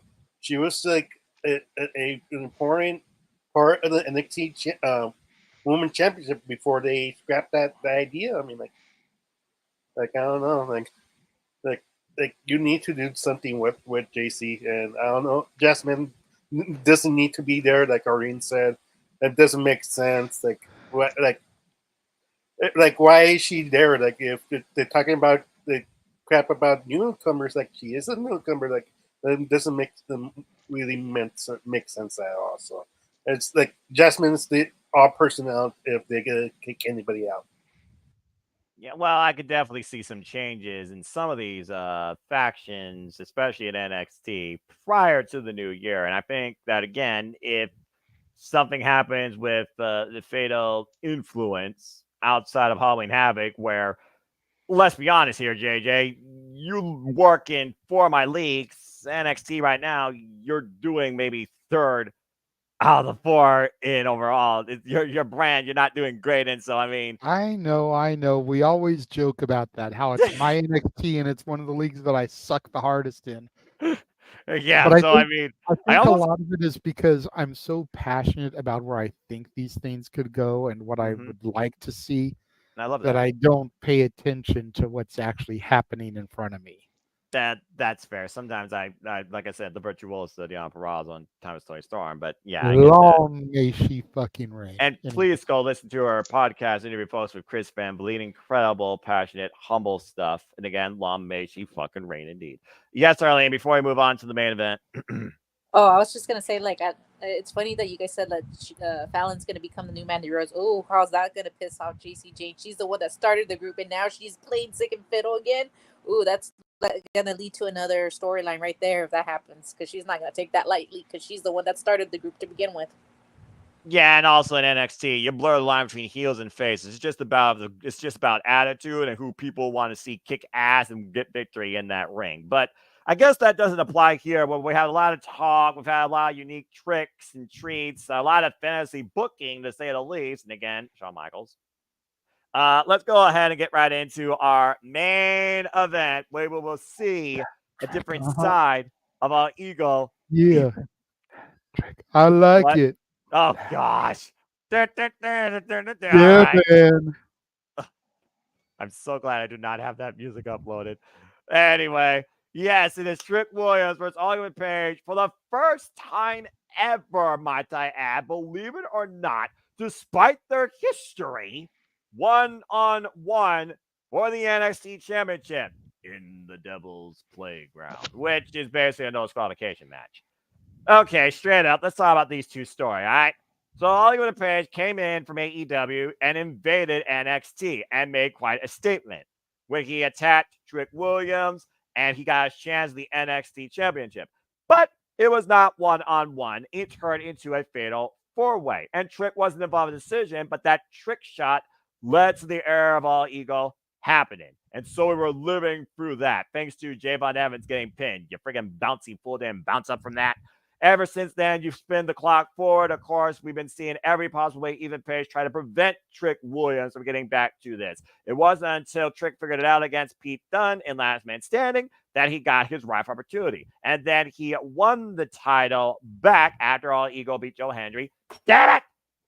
But CM Punk, special guest referee, after All Ego's been attacking the entire NXT referee corps, you go to Chicago, you go to the new era of NXT, you go to the brand new NXT Championship with the smoking gray, and Trick Williams now is two-time NXT champion. But this is the first time ever these two are going one-on-one, and Ethan has promised a side of himself that Trick has never seen in his career, thinking that he's not overcome obstacles, overcome anything like him, and is the most dangerous foe right now to his NXT championship. Some people still think that Trick Williams might literally be a trick pony. Is he just a gimmick, or should he actually be the NXT champion? Can he carry himself in the main event when it matters on the grandest stages when the lights are on bright? There's been mixed talk about that. But again, that's also hindsight, I think, from fans. But also, this is NXT, where again, it is still developing the future of WWE, even though I think NXT is still better than Raw and SmackDown, to say the least. All right, Arlene, you are the one that gets to lead this off. So, Devil's Playground. What sort of devil do we see Ethan Page unleashing, sending Trick Williams through hell? And could it lead to a new era of ego? Or as he subtly did, do we whoop that Trick? It goes back to what I was saying earlier with Tony D'Angelo and Oba Femi. Like these matches already happened. They won the championships. I don't get why you would give them the championship just to take it away from them. It doesn't make sense to me. I just feel like Trick's gonna retain here, but like I feel like something's big's gonna happen at this end of the match that's gonna lead to who's gonna be next in facing Trick Williams. Who that person might be, I don't know. I was hoping not to be asked that, but I feel like no one asked you. No one asked you. Just in case someone asks, like, who or Lena, I'm like, I don't know. I'm just throwing it out there. But like, I feel like, like I said, like earlier, I feel like they just like both Tony and Trick just won the titles.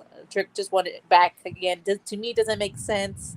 And when I thought about, I didn't know about the other championship. I forgot about Kalani, but when it came to looking at the championship, who's most likely to win that, to lose that championship? Now that I think about it, it's most likely the women's than the men's. So I do see like Tony retaining. Now that I see that's 3, but like I said, like Trick Williams just literally won it. Why would you take it away from him unless you're leading him to see how he does heal? I've been preaching this for a while now about maybe trying to turn Trick Williams heel and possibly. I want to see everybody turn heel at this point. Good great. It's only certain people, Noah. It's only certain people. It won't work with that song. I can tell you that much. Yeah, I know. He would have to change this song, but the only reason why I say it's because he was with Carmelo so much time.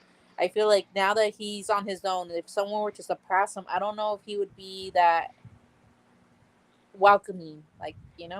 I feel like eventually he's gonna, because I see that Trick Williams and Carmelo Hayes are gonna team up. Whether it's babyface, I don't know. Carmelo does play a better heel than face, in my opinion.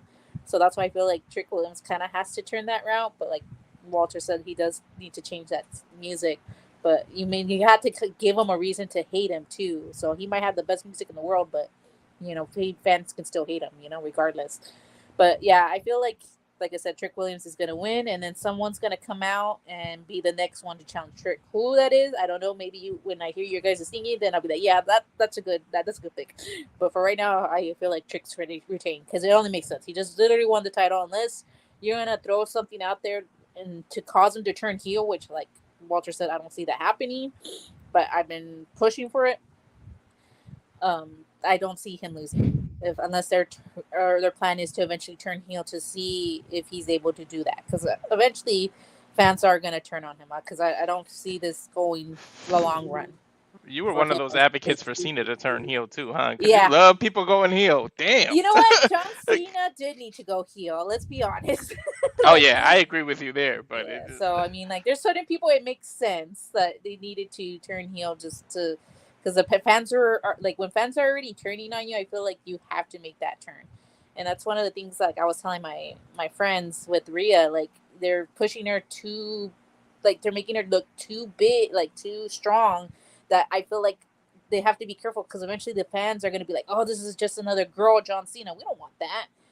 She doesn't deserve that because she is that strong, but they need to tone it down with her, I feel like. And that's my fear, is that if they continue to booking her this strong, eventually some of these fans are going to turn on her. So I hope that's not the case with her. Fans are going to turn on anybody at any time because fans are fickle, because they never stick with the same thing for too long. As soon as you get the next shiny toy, as soon as the iPhone 16 comes out, every sheep on friggin' Verizon turns in their iPhone 15 just because the new phone has AI, a better working camera, and a different processor. You freaking buffoons.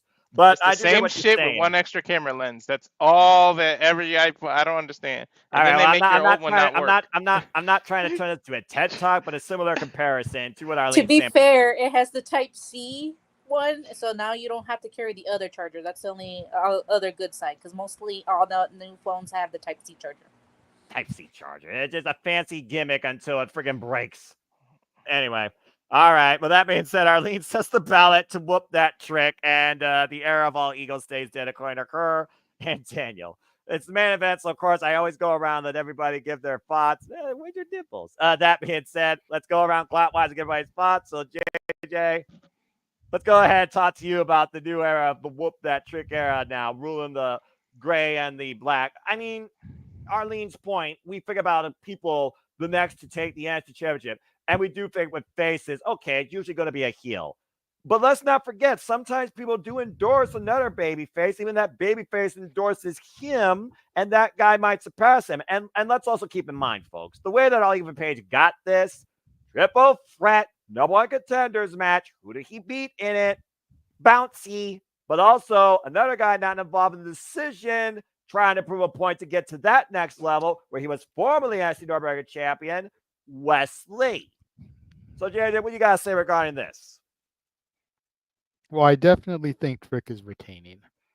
I think that's going to be the general consensus in the room. I think all of us are going to pretty much agree Trick is retaining because he just got the belt. So they're not going to take it right off of him. I think the $1 million question becomes, who's going to be the next contender? And this is where you try and book Shawn Michaels to deadline and stand deliver. So go for it, bro. As weird as this may be to say, I think that the next contender to Trick Williams will be the new TNA World Heavyweight Champion. Who that'll be? You're going to have to tune in tomorrow to the Bound for Glory predictions to find out. You cheeky tease. And yes, folks, gotta dangle the carrot, make people come back. I love you. I'm messing with you. I get it. But seriously, like, you think about it, and Wesley, I could see in the Deadline match, but you're going to have the title defended at Deadline. So who's going to be the challenger? That's a fair point. And like I said, I think it's going to be the new TNA World Heavyweight Champion. Which I was. And let's not forget that it's not just the 2 men in the match. There's the Call Your Shot Gauntlet the same night that could be Money in the Bank cashed in as soon as the match is over. Moose did it literally 2 years ago to become Mhm. TNA World Heavyweight Champion. So whoever wins that gauntlet match could be the champion coming out of Bound for Glory. Let's keep that in mind before we go into predictions tomorrow. It's a very fair point. But yeah, that's what I'm thinking. I think Trick Williams is going to win. And then we're going to move on because I think the end game is going to be Obafemi versus Trick at Stand and Deliver. Yeah. And really quickly before you pass off to the other to Walter, continuing clockwise here, I think a bonus question in your predictions should be which Fatal Influence member is going to be picked. All right, fudge it. I'll be sure to do that. I think that should be the bonus question because we've only got 5 matches so far. And sometimes I do like to put bonuses in there just to get people's minds working and give people a chance. So, okay. And we all pretty much said Fallon was going to be the new champion, so you can put us all down for Fallon Henley. Yeah, and the other 25 to 30 of you will probably, there'll be some brave soul, drunk or sober, that will say Jasmine Nix. All right. Fair. But yeah, that's my take on it. And I guess if you want, before you keep things moving to Walter, you can turn the hands of time back a moment because Arlene had her hand up. Go ahead, Arlene. What's up? Oh, I just had a question regarding JJ's. So if, let's say, like, they make it, I don't know, a fatal 4-way and 3 of them going against her, does no one get the point in that case? Yeah, because it's not 1-on-1. Okay. It has to be 1-on-1. Okay, so whoever, like, so if all 3 of them starts, then it's like not valid. Okay, I just wanted to clarify. I mean, I guess if people picked, fatal 4-way as their answer to the question, then they'd get the point. But well, then you're going to the idea of dealer's choice. You're almost going to match gimmick. I think dealer's choice is literally who they choose because I don't think dealer's choice is full control over the championship match. I think it's just who's challenging for it because to my knowledge, I can't remember the last time dealer's choice was a thing. That had to have been freaking magnet rigged, I bet, for a reason. And let's be honest, that wheel is more rigged than JJ's wheels in karaoke that have gotten beat. You're saying that she gets to pick her opponent is what you're saying? Yes. Oh, okay. Yeah, fatal influence. According to NXT, it says Kalani defends her title against a member of Fatal Influence, with Fatal Influence choosing the stipulation. There you go. So they get to pick who fights the match and what the match stipulation will be. But it sounds like it's going to be 1-on-1 if you're smart, but they also might jerry rig that. So again, yeah. A gauntlet match is one of those options on the wheel, right? Well, it's I don't know. I didn't see the wheel. The wheel is never fully understood, and I also thank God Kennel from Hell isn't on there. Right. Christ, don't get them. You're really trying to unleash NAF tonight, and with my phone dead, I can't see anything. You really trying to push me there. That being said, and if you want to hear Noah rant, super chat, simple as that. No, for the love of Pete. And if you want to hear him sing as Danhausen, $25 super chat. Simple Stop it, JJ! What the hell? What is happening here? I need to get this thing over before we go into a friggin' bad thing. That being said, Walter, what's your thoughts on this main event? What in the hell do you think Devil's Playground is going to be? NXT's never done a Hell in a Cell, so that would be wild. Devil's Playground probably means no rules. Just anything goes. Yeah. I think Trick retains. This goes back to why I picked Oba to lose earlier. I think he wins the Iron match, and then he becomes the contender for Trick. And damn it, Trick versus Oba, give me that shit. Take my money all day. Like, And I think he eventually wins that title. I don't think you do it the first time, but that's why I think, yeah, Ethan and Trick, it's got to come to an end. Enough is enough. It's like it's starting to turn into Carmelo. Even though they haven't gone 1-on-1, it's starting to turn into Andrade Carmelo. Like enough with the shit. Like, can we move on from these two now? So I think Trick retains, and yeah, I guess the devil player. It's got to be some kind of, I don't know, some kind of like no DQ, no rules match, just anything goes, non-sanctioned, some crap like that. That's got to be what that means. But I don't know. It's just called that because of Halloween. So it's one of those, like how a street fight is a street fight, but they call it a Chicago street fight because they're fighting in Chicago. It's like one of those things. It's just because it's Halloween, they got to call it the devil something, but it's just no DQ. .com. Yeah. To NoDQ.com. Shout out to Aaron Riff. Please support him, of course, with a review and support the panel that we're doing. Never mind. They aren't doing predictions for this stuff. Lazy. All right. Emmanuel, you close this thing out. I mean, as long as Fire's not involved, we should be fine. But what do you think is going to happen here in this main event? Arlene was pointing at you, thinking that you're actually going to go with Mr. Dimples himself, which I think will shock everybody and be more of a horror scare than the screen painting. So go for it. What's your thoughts on this? I mean, like it has to be Trick. Like that's or even things I gotta pick Ethan and sadly like yes, like like JJ brought the point that Trick has shown some flaws as a man inventor. Like he's going too quickly. Like but like it's like it'd be a weird twist if Ethan just wins it back. It doesn't feel right. Like the bigger pay-per-view matches, Trick Williams versus Oba Femi. That's the matchup. That's the stand and deliver, and that's how the future is. The only thing I want to stop happening is that Booker T either stay face or stay heel. Like he goes like go Roxanne, yeah, and then he goes whoop that Trick, yeah. Like that's a baby face thing. You can't have it both ways, Booker T. Pick one side and stick with it, bro. It's 2024. You can have things both ways, though. And also, he personally trained Roxanne Perez, so he's biased, particularly to her, for that reason. But yeah.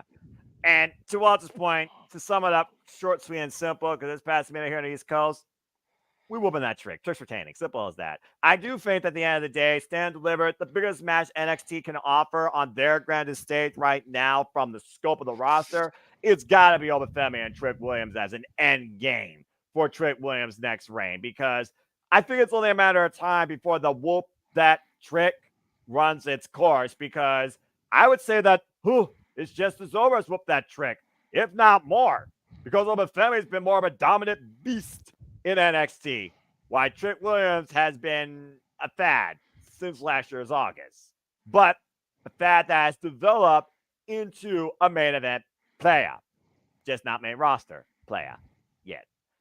Yes, Walter, I see your hand.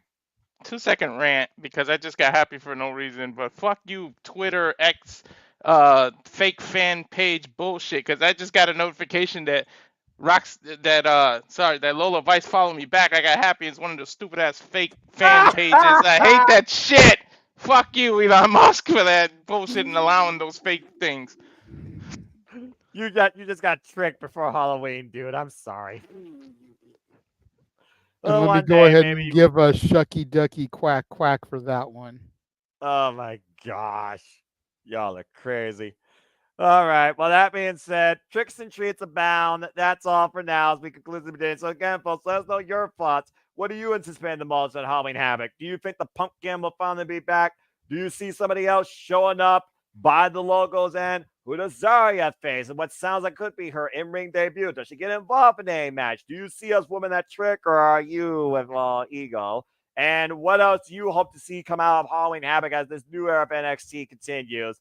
Let us know in the comments down below. Follow as you choose. Thank you all for tuning in. And I think this is all pretty much unanimous. Yeah, screw that. Simple as that.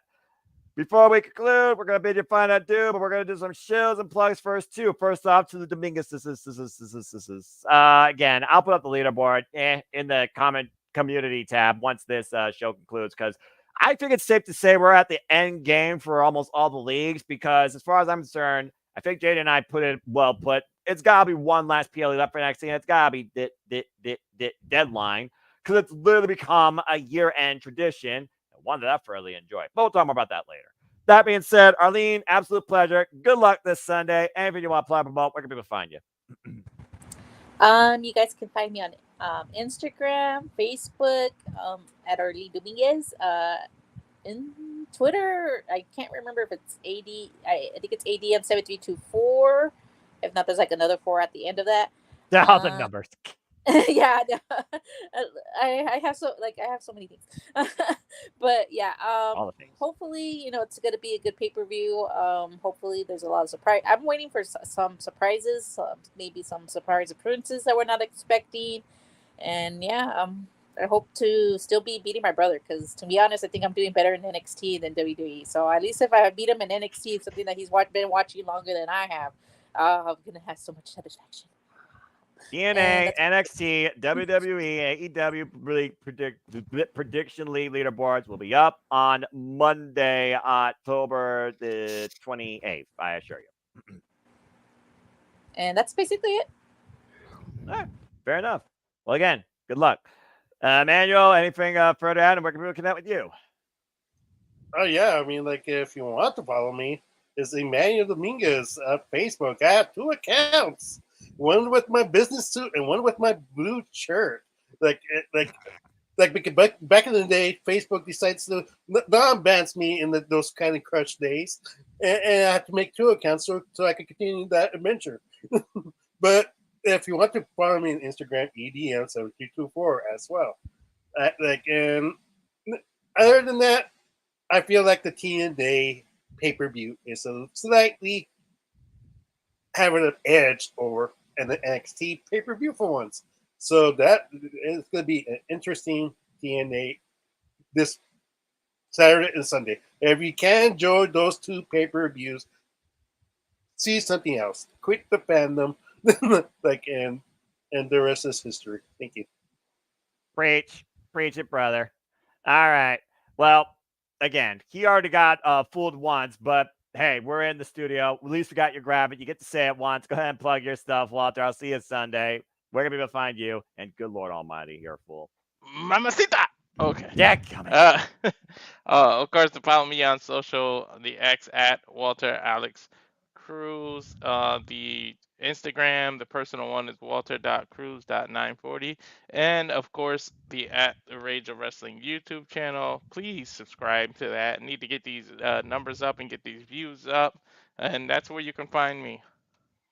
I appreciate you. You're still full. That being said, JJ, it's your brand. I assure you, you can trust him reliable. He's going to do a great time on the call. And gotta get you on one of these calls for your brand, damn it. But anyway, that being said, appreciate you as always. Prayers for passions. Go ahead and tell people where they can connect and find you.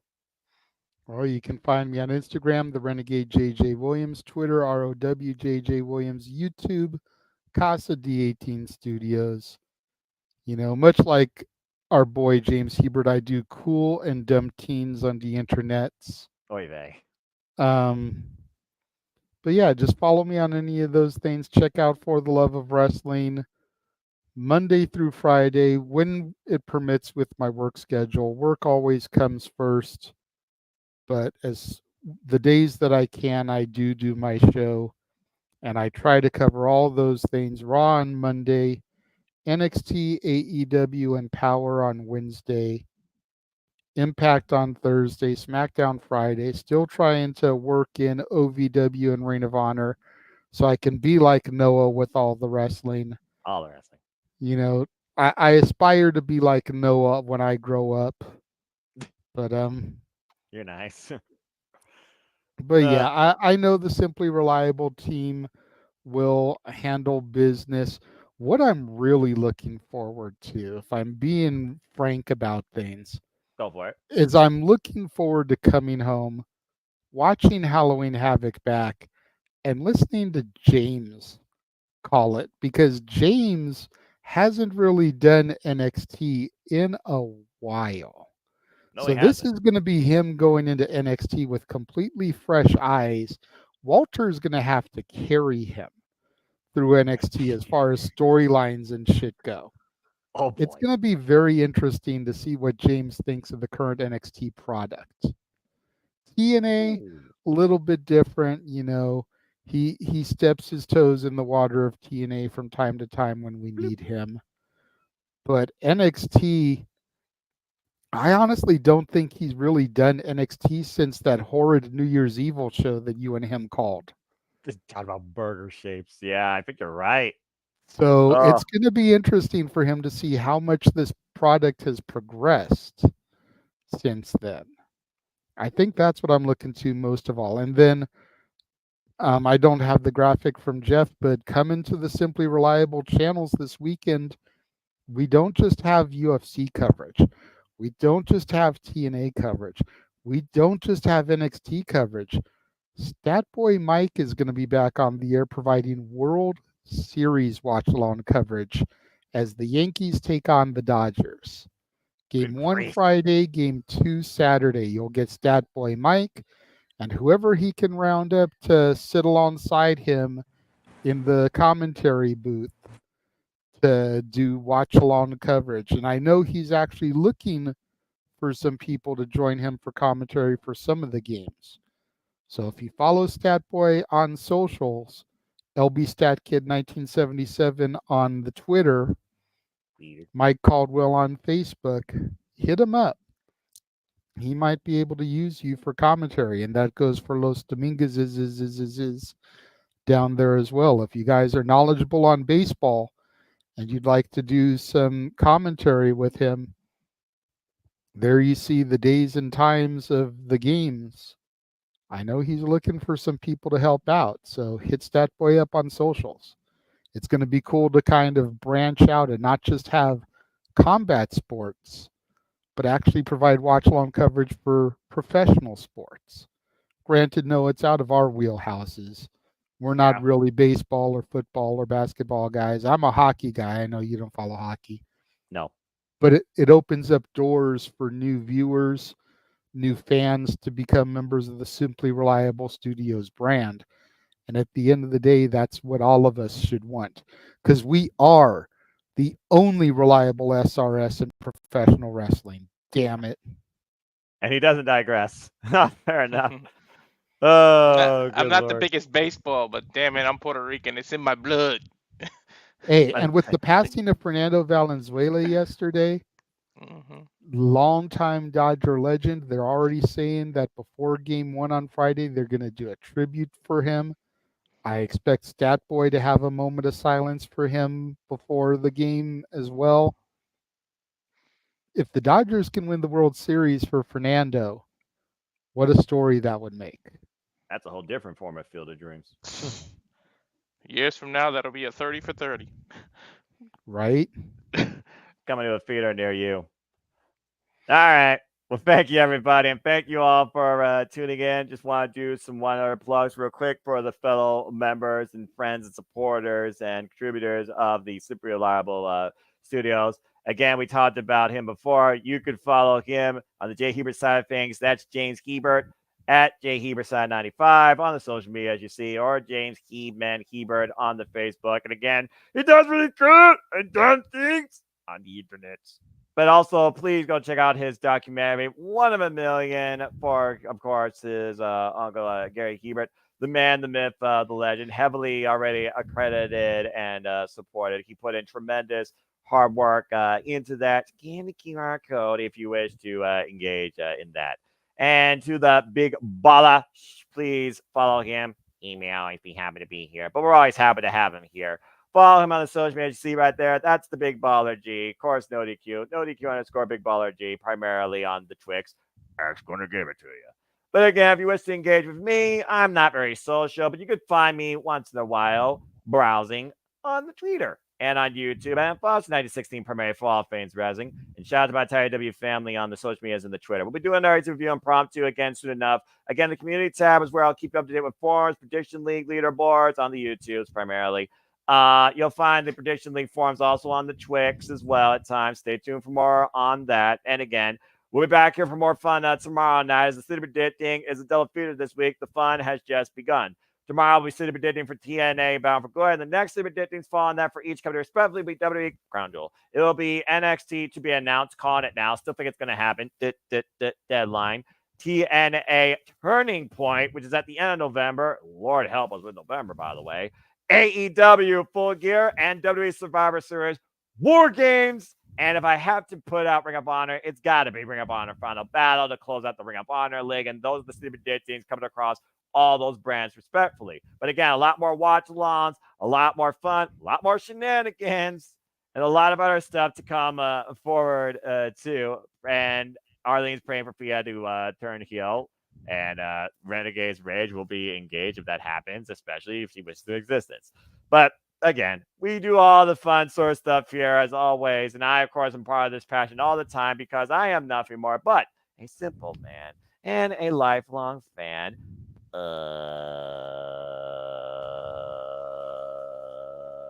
2 hours later. Professional wrestling, damn it! I only wish to encourage you and remind you, as always, there are no winners, no losers, no betters, just fans of opinions with this passion we all share. At the end of the day, folks, support one another, respect each other, protect your mentality too, treasure your families. It's just real life and enjoy professional wrestling. Truly as simple as that. So until next time, please subscribe, comment, tell a friend, hit the bell if you're live on demand on any of the super reliable studios channels here. Hit the subscribe button. Help us keep growing my YouTube communities, particularly this gentleman. He deserves it. He puts in the work every day nowadays, behind the scenes, bringing it all forward too. Greatly, we appreciate you. And I assure you our passion, our coverage, our reliability is not letting up anytime soon. So, in usual British game show fashion, for Walter Cruz, it's a goodbye. Say goodbye. Adios, mamacita. Damn it. For Armin and Emmanuel Dominguez, respectfully, it's a goodbye. And you see her waving goodbye. You see Emmanuel. Buenas noches. There we go. And also, shout out to those that celebrate Dia de los Muertos, of course, November 1st. And shout out to Datilla, fellow affiliate, of course, Sublime Studios. And I'll see you all in Detroit Saturday, by the way. And next week, Wednesday, in Cleveland, live for AEW. Yay. And, of course, for the Renegade Wrestling, JJ Williams, say goodbye. Bye, bye, bye. Non-copyright. And for the entire Simply Predicting community, if you want to say goodbye as well. And Ding, ding, ding, ding, ding, damn ding. it. As a former student, am I rooting for Chase U? Well, in this case, I kind of have to because Andre Chase is overdue for a victory and a teachable moment, too. So I'll leave it at that. And, of course, for me, it's also goodbye. So until next time, and thank you, Save T, for that as well. We'll see you guys tomorrow night. But as always, make a positive impact in life and have a good night. And enjoy Halloween Havoc. May you get more treats than tricked. Have a good night, folks, and thanks for tuning in. Night. Friendly reminder, no shenanigans this weekend. Shenanigans. UFC, I believe. Joe Hendrick! Yeah, the UFC and TNA are going to kill James and Walter, but they'll live to tell the day on Sunday. See you tomorrow night. Yeah, right. About to say, all the wrestling, all the content, all the coverage, all the madness, in and out to the predicting. All right. Why didn't it never land on Buried Alive match? I would have loved to see that in a girl version of that. You know, What if eventually. Danhausen debuts? Oh, God. No. No, that's too much madness. They'll be cursed. They'll be cursed. All right, seriously. I'm pushing. Is it beautiful madness, though? Unfortunately, with Danhausen, no, it would just be very nice, very evil madness. Julie already brings the beautiful madness. Still, we're all right, guys. That's enough. Seriously, I'm about to hit the freaking button. We'll see you all tomorrow night for Simply Studios, Simply Predicting, freaking TNA Bound for Glory. It'll be after TNA Wrestling. And Kazarian, don't fuck this up. All right, folks, have a good night. You know he is, Noah. You know he is. And I'm gonna rant about it. He's the king of TNA. He's the king of nothing. Damn it.